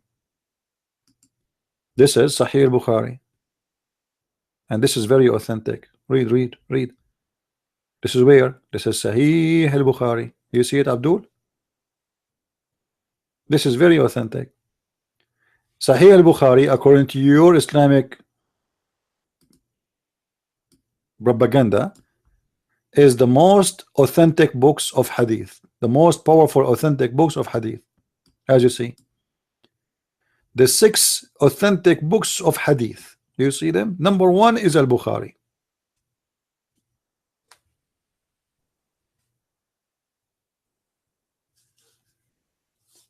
Any Muslim would like to call us, guys? Are you posting in the Islamic website, Islamic web pages? You know, there's a Facebook page I am posting there, and you believe it or not, let me go there and post, because I think today I forgot to post. The Muslims, each time I post there, they give it a like.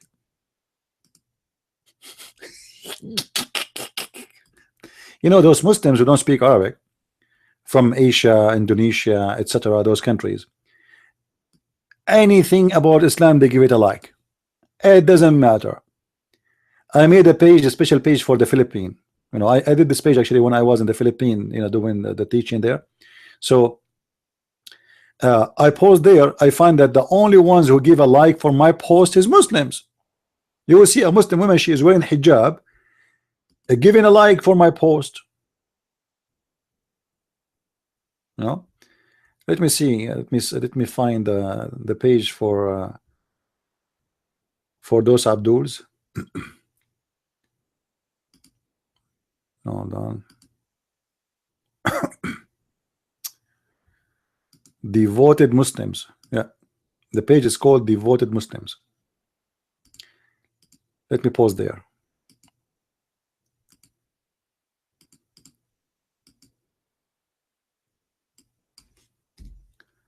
Devoted Muslims, and you will see right away they will give it a like.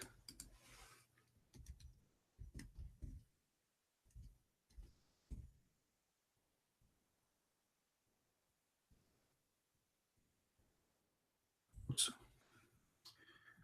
What happened? We left page. Okay.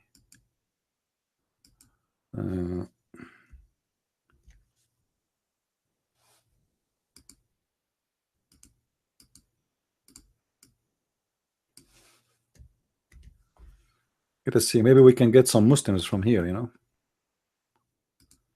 this page have like. Yeah, I turn my screen off on purpose. There's no need to see what I'm posting right now.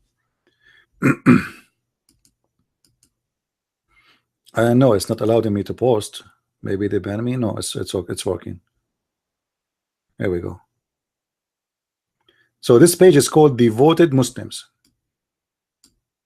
Devoted Muslims. Okay. Anything you post there, they give it a like. It doesn't matter what you post. The Prophet was a gay, they give it a like. The Prophet used to wear his wife's clothes, they give it a like. Just say the Prophet, they give it a like. This is why they are devoted. Think about it.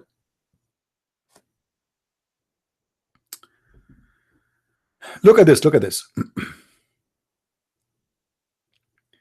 Assalamu alaikum wa rahmatullahi wa barakatuh. Look at this. Look at this. Look at this picture, guys. اطلبوا العلم من المهد إلى اللحد. Seek knowledge from the cradle, which means the time of birth, to the grave of death. Muslims, what are you talking about? You're a prophet. He did not get his knowledge in the time of the cradle. He got it in a plastic surgery when he is over 40. What knowledge? Why your prophet did not say seek a dish of wisdom and dish of faith? Any Abdul?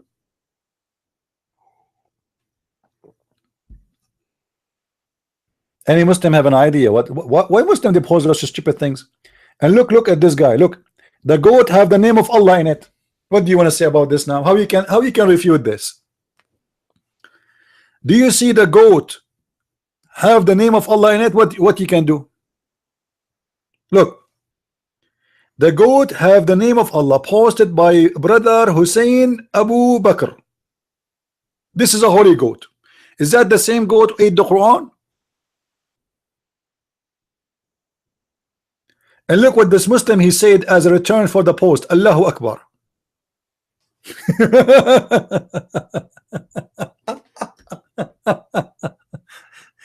And by the way, most of those posts, what they do, they use like the same as you know, bleach to make the color of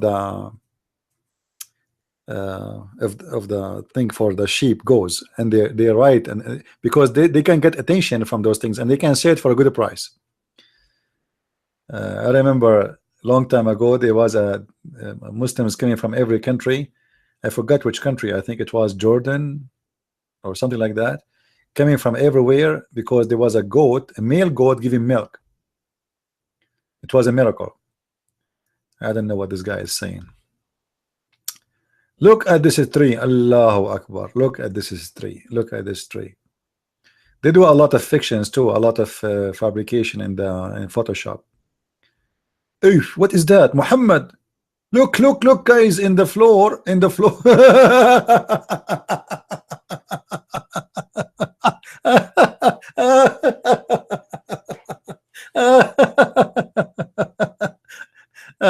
they have rocks around it. There's a grass growing. It looked like as if it is the name of Muhammad.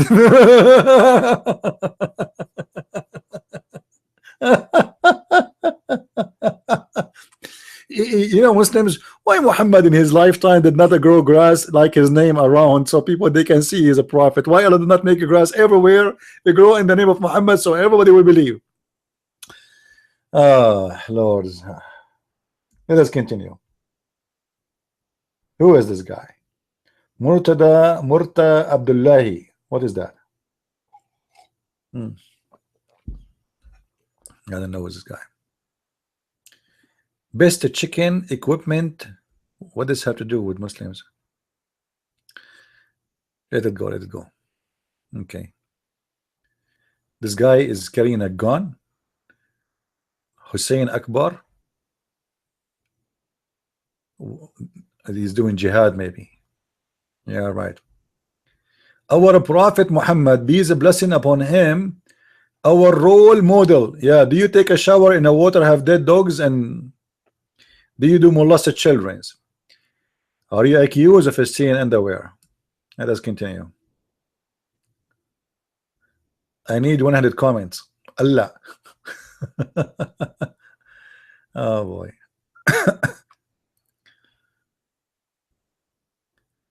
Lord have mercy. MashaAllah, MashaAllah. Those are Muslim children in jail. What's happening to those children? Why they are in green? Anyway. Oh, Zakir Naik. Look who is here. Worshipping grow. What? Worshipping grave. Worshipping graves. Islamic preacher. Let us see what this article is about.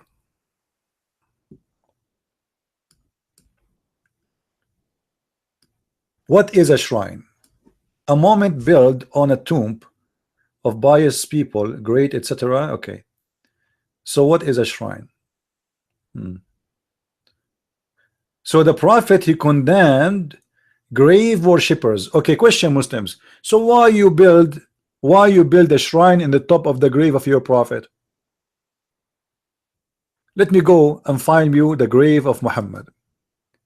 Muhammad, he said, don't build in the top of graves shrines. Okay, that's true. He said that.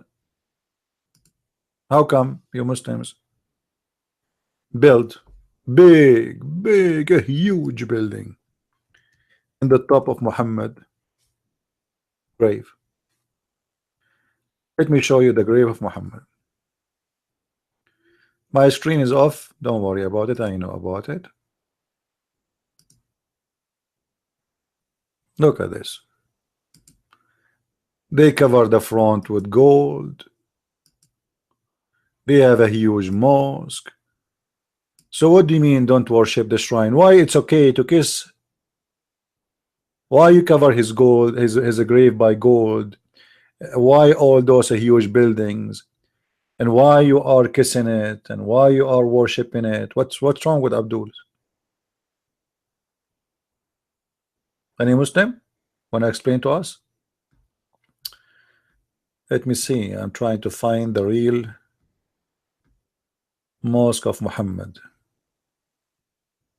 Hold on. Where is his grave?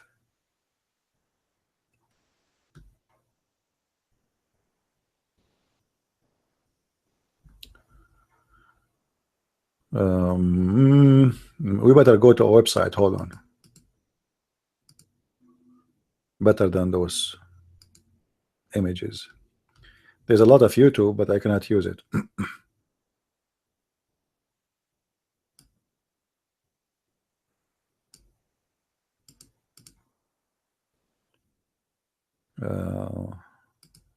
All right, let us see. The grave of the prophet from inside. I don't see the pictures. Where are the pictures? YouTube. We do not want YouTube.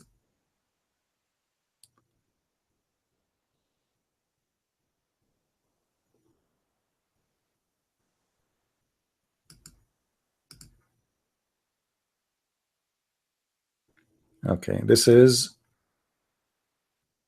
the mosque of the grave of Muhammad. Look how big it is. So how they say to us we should not, yeah, this is the mosque.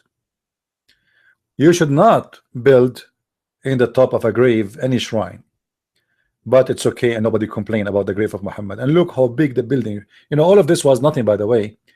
Lately, after like 50 years ago, after the oil discovery in Saudi Arabia, things start going crazy there, and they start making a lot of improved marble, gold, silver. Otherwise it was a piece of trash. And I don't know if you know, the news is happening right now as we speak in Saudi Arabia. I don't know if you guys are listening to the news. Let me show you some news about Saudi Arabia.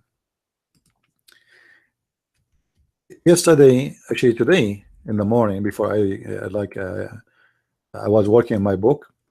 My book, by the way, the one in Dutch is going to be out in Amazon in a few days. Already we submitted the book for publishing, so it's done, it's ready.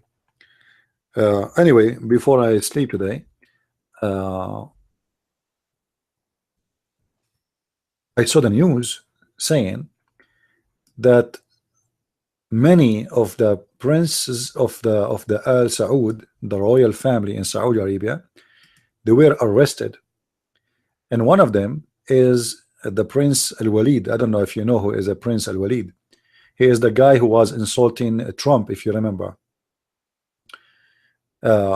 He is right now, as we speak, he is in jail. He is one of the most wealthy Saudi people in the world, and he is, I don't know, he's number maybe 20 something between the wealthy people in the world.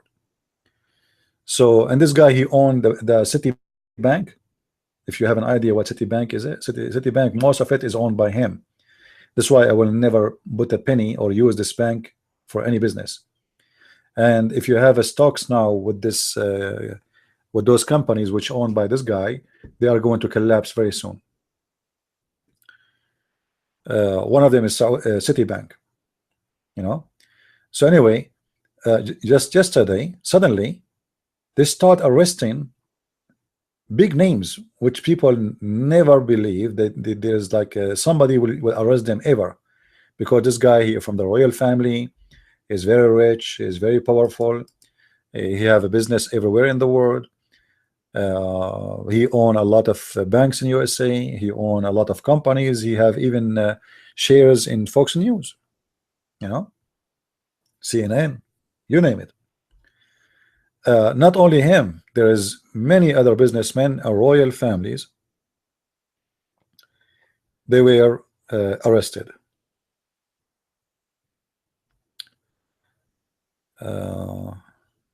look like Saudi prince killed in helicopter crash in New York. Okay. Let us see what articles are saying. As long as no Muslims is calling, let us see what's happening here. Anyway, I believe that the whole story is not really about anti-corruption. I believe they are corrupt already. Those princes and princes are corrupt, and those powerful men, they are corrupt. But I don't believe for a second the reason is to arrest them is to fight corruption, because the king is corrupt, the crown prince is corrupt, the whole country is corrupt. This is Saudi Arabia. So what the purpose of arresting them, and the accusation is corruption? Simply, the king Salman is getting his son to be the coming king. So the first step he did a few months ago, about 2 months ago, he get rid of the crown prince, which was hired by the king before him as a deal, and he got the son of the previous king out of the picture, so he can guarantee that his son is going to be the coming king.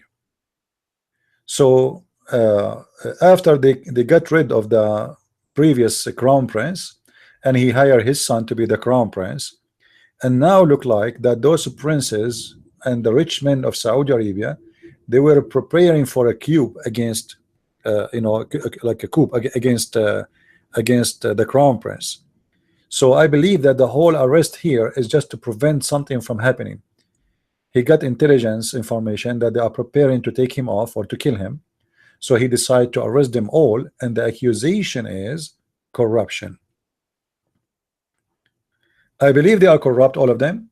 All the names of those people who they arrested, they are corrupt. There's no question about that. But I don't believe this is the reason to arrest them. The only reason I believe in that they are preparing for something against the crown prince, so he want to get rid of them. And this is a very normal tradition thing to happen in the Middle East. You see, even in the time of Muhammad, if you remember, Muslims, they called Uthman. I mean, look at all the caliph of the Muslims, they were killed by Muslims, right? So it's very normal practice the Muslims kill each other. Saddam, he invaded the Kuwait, etc. The Muslims, they killed Saddam. They killed Al-Qaddafi. They do a conspiracy against each other. Qatar doing conspiracy against Egypt going conspiracy against Sudan doing conspiracy against Somalia. It is Islamic countries, you know.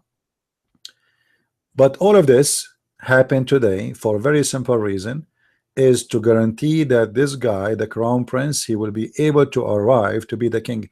And I will not be surprised if the king announced him to be a king in a few months from now, you know.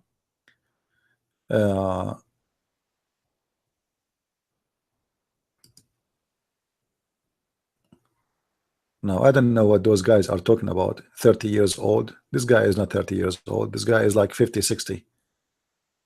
They made him 32 years old. What 30 years old? Okay, they are talking about the crown prince. Okay, I thought they are talking about Al-Walid. Yeah, they are talking about Walid as 30. Okay, so they are saying that 32 years old, the crown prince, is the one who did arrest him. All right, I thought they are saying that this guy is 32 years old. Anyway, so soon we will see more drama.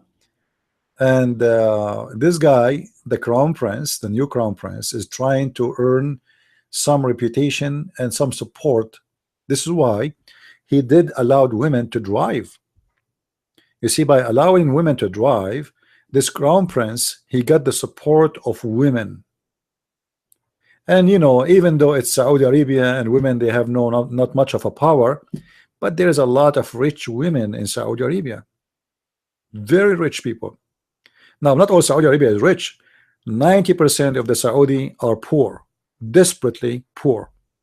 10% is extremely wealthy, filthy wealthy. So, however, by allowing women to drive, he is considered to be a revolutionary person comparing to all those who came before him. And not only that, he made the Islamic police job is very limited. They are not allowed to chase people in the street to force them to go to pray. They cannot do that no more. You know, just a few months ago, they used to be able to go and chase people to go to pray. They can stand right now. They can stand in the street and they can say, it's time to pray. Everybody go to pray. But they cannot force anyone. They cannot arrest anyone for not praying. All right. Yeah, anyway, for sure he is better than the ones before him, because at least he was able to you know, to make a difference, at least for the Saudi. I mean, imagine yourself a woman living in Saudi Arabia and you have a $1 million money in the bank, but you cannot drive a car. You cannot buy one. You can buy, but you cannot drive it. I mean, what the benefit of this money? You can't go alone in the street by yourself. You need a guardian from your family. No? Let me see if I can find you list of with pictures. Let us see. We changed the topic because there's no Muslims to call us about the stupid Muhammad. So and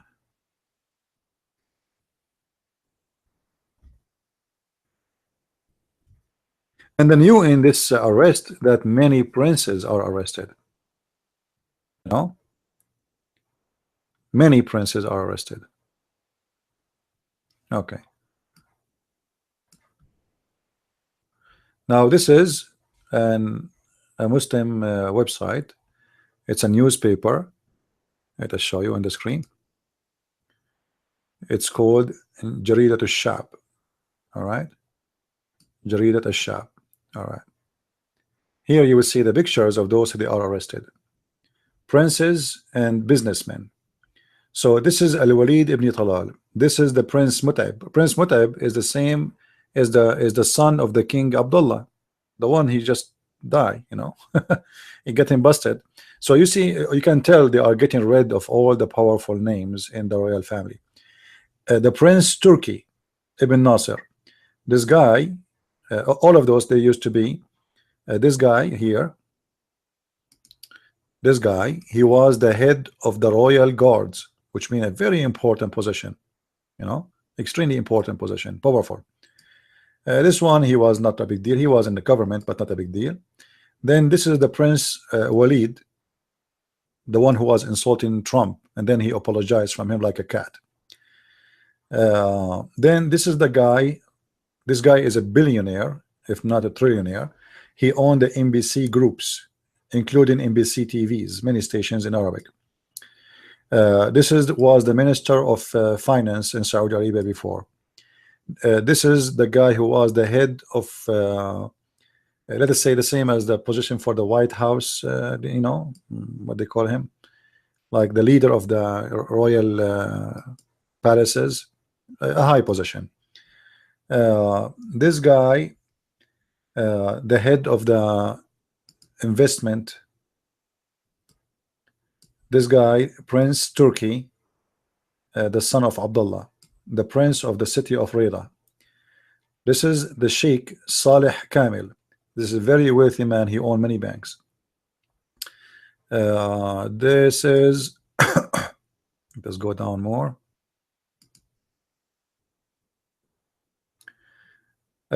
This is the person used to work for the royal family for like reception. I don't know why they arrest him, but looked like he stole a lot of money.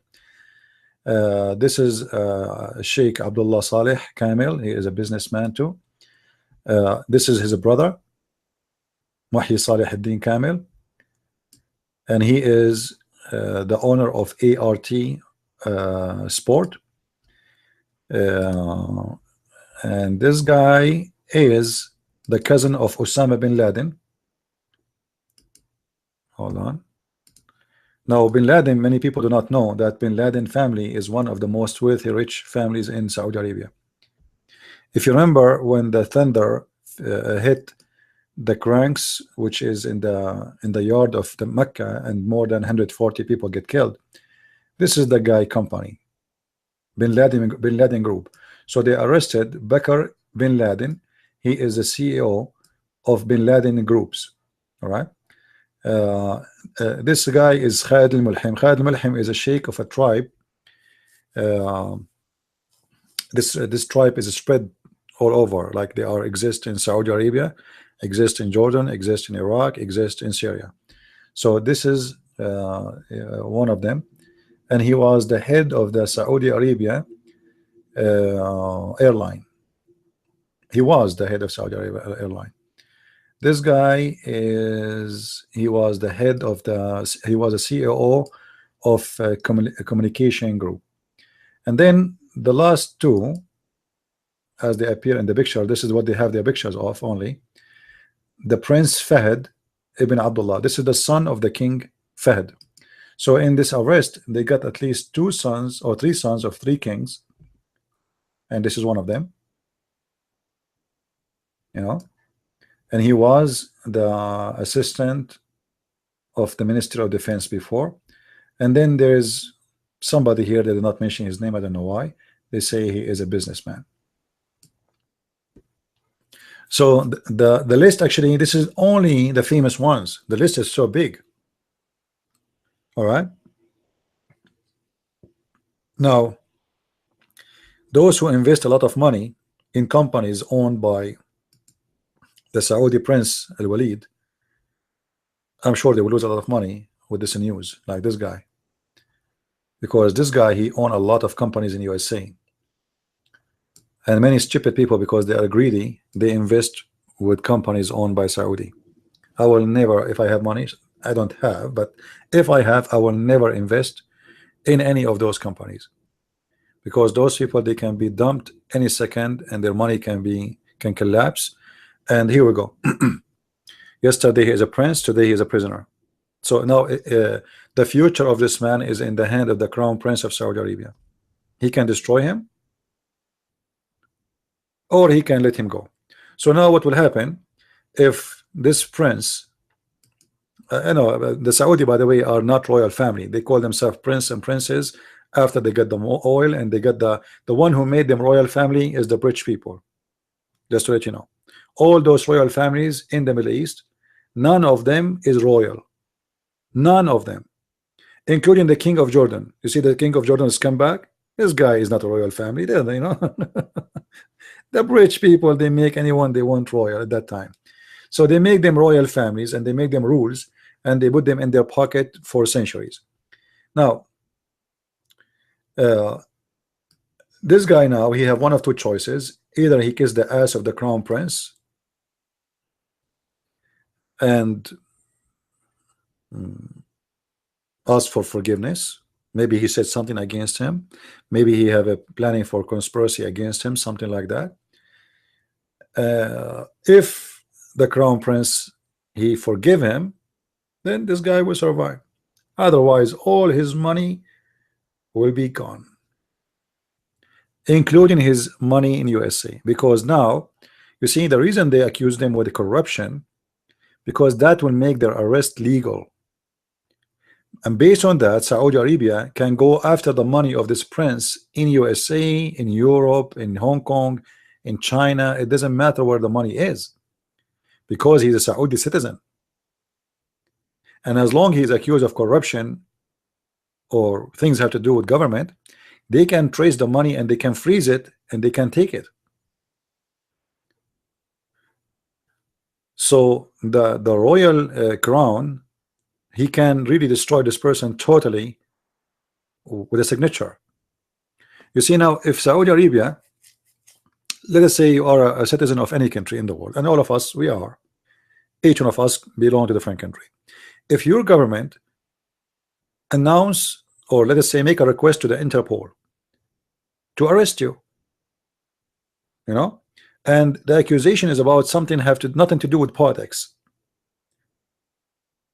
the Interpol, they will arrest you and deliver you to your home country. You see, now this guy, he is holding a Saudi passport. He's Saudi born, so they cannot say we cannot get him to you. And by doing that, by not involving politics, they can chase him and chase his money anywhere they want. And this is why we will see here the arrest was about corruption, was not about politics. And I believe they did that in purpose so they can chase them after the arrest. Otherwise, they have them already. They live there in Saudi Arabia, all of them, you know.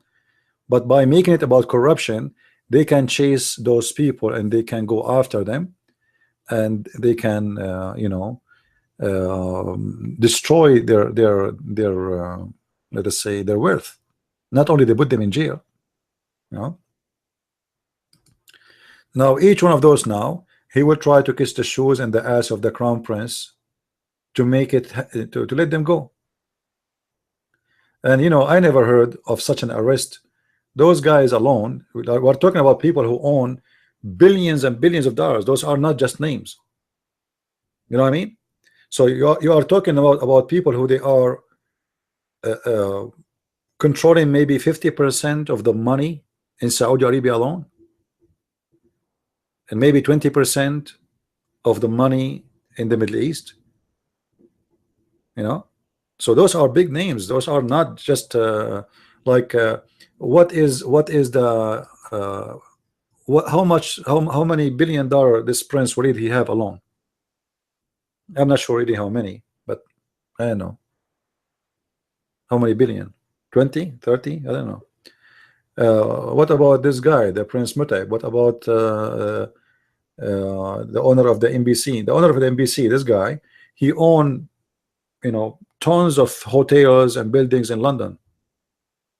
I'm surprised that they arrest them all in Saudi Arabia, but because all of those are very filthy rich businessmen. They don't really stay in Saudi Arabia. So I don't know why they are there. It looked like it was a plan, something planned for to bring them all. I mean, how they can gather all those people at the same time to be in Saudi Arabia? You know, it looked like it's something they planned for a long time to arrest them all in the same time in one shot.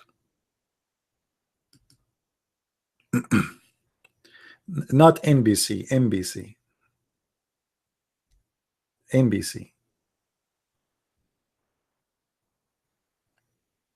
Yeah, but the Prince Walid, he have a stock in Fox News.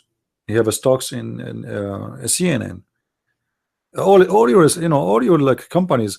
But his biggest stock, I think, it's in the Citibank. I think he owned 40% of it. And usually, what those businessmen they do to lower the risk of having everything in one name, so they hire from their own employees other names, and they make them own stocks, because there's a limit they can own in foreign companies. Some companies, they don't allow you to own more than 50% or more than 49% if you are a foreigner. So what they do, they ask some of their employees and they make papers between them, legal papers. So I give you the money, you register the stocks in your name, but those are mine. You know?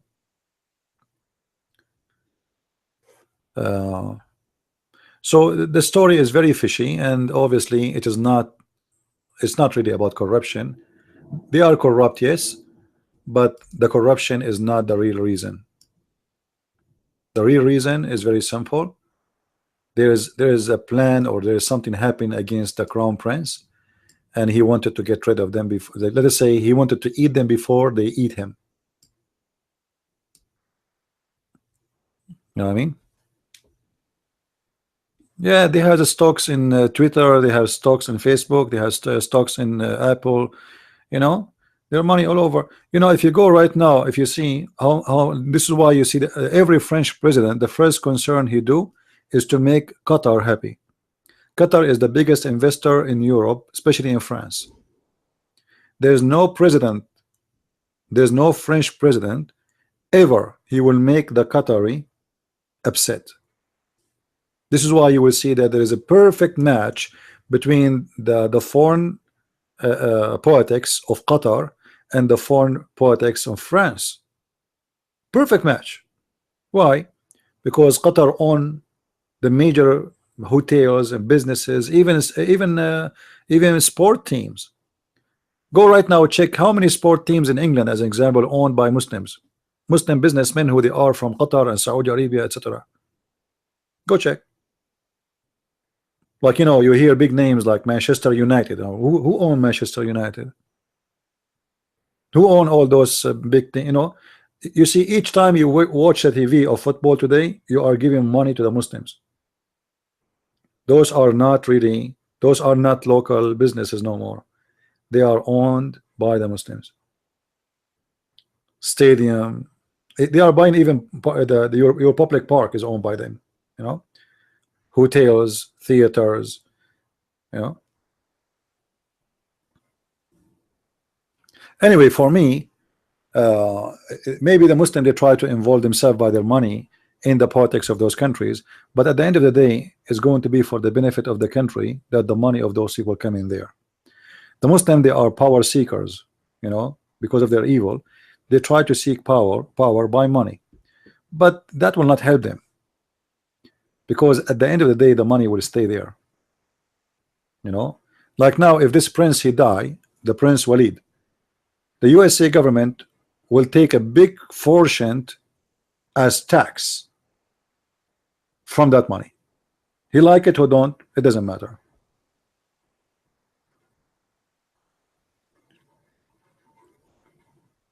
Like, you know, Qatar, they bought the rights of to have the, what they call it, the final, the FIFA, what they call it.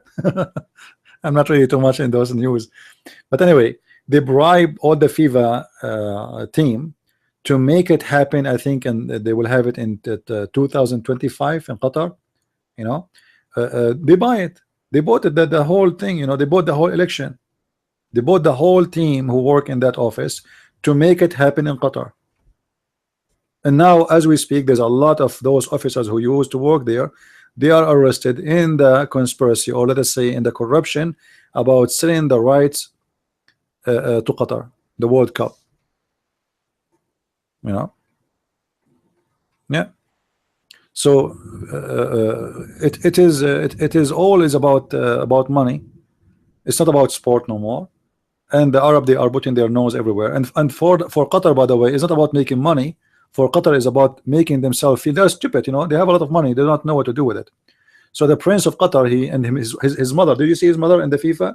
He went with his father and his mother, and suddenly became stars. And suddenly Qatar is a small, tiny country in the world. They are not even qualified to have it there, because the weather is not good. It's extremely hot, extremely humid, and the country is not qualified. You know, suddenly became the most qualified people for the World Cup. Like, what about Brazil? What about USA? What about Australia? What about big country China? Qatar, a country of 200,000 citizens? How this happen? You know, money, right? This is what money does.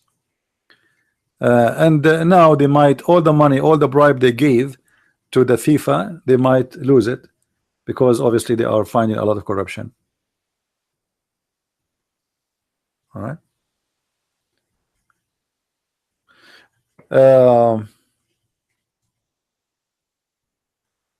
Do we have any Abdul?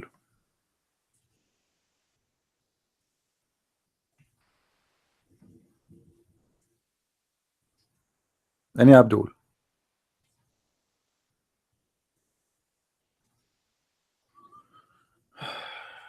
No Abdul. All right. Well, maybe we have enough for today, and maybe we will be able to get Abduls to call us in the future, and they challenge us in what we say and what we claim. It's very shameful that the Muslims are not brave enough to prove us wrong. Right? Very shameful. But I understand. If I'm a Muslim too, I will be ashamed, and I will not be brave to call. You know. Do we have any Muslim would like to call us?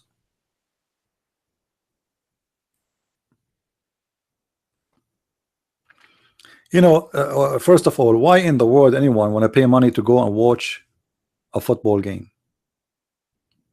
I will tell you why we should not. I hope we will not lose electricity because we have a thunderstorm. I see my light is flicking. Don't lose electricity.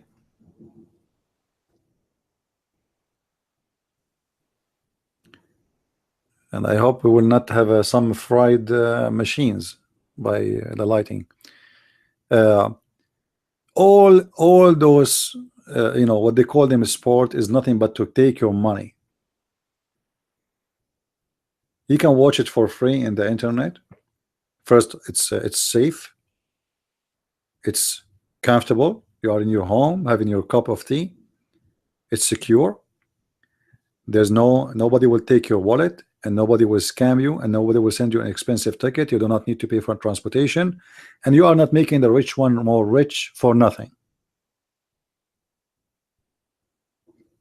And as you see, it's involved Arab and terrorist and scam. And why you want to make the rich people rich from your pocket? They are filthy rich already. Or you know, like they make an occasion like for beauty queen. I mean, what is this beauty queen thing? I mean, it's just stupid. And do you really believe there's a beauty queen? Everything is about a bribe and business. And you know, people, their mind became corrupt, stupid. They don't want to think. Beauty queen. Let us go and watch the beauty queen. So you are going there to see exactly what? A woman in the bikini. Even if that is your intention, go to the beach, have a vacation. What with beauty queen? And what is the big deal of a woman? She is beautiful. I mean, there's a lot of them. There's a lot of them in the street. They are more beautiful than those who win the beauty queen. So what is special about it? People are, you know, their mind is stupid, you know, beauty queen. And then the beauty queen, she is what? You find later that she is a whore. Who is the beauty queen? They sleep with them. Did you see what the news in Hollywood? All those actors, they force them to sleep with them before they make them famous. And then why those actors who they are raped many times, many times, they never spoke about it? Because they are whores. You know what I mean? How come you accept rape for many years, and now because now you are famous, you do not need this guy, the scumbag, so now you want to expose him? You know what I mean?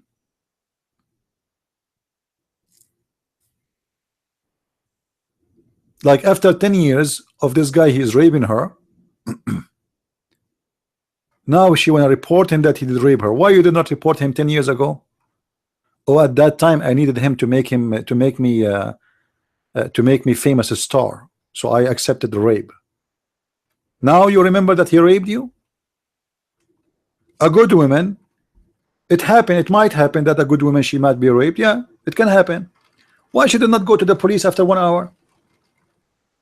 But no, I want him to make me rich and famous, so I accepted him to rape as much as he liked until I became rich. Guys, do you hear the rain? Do you hear it? I think we will lose electricity. It's going crazy here. Can you hear the rain or no? This is not right. Something fishy here. What the heck is that?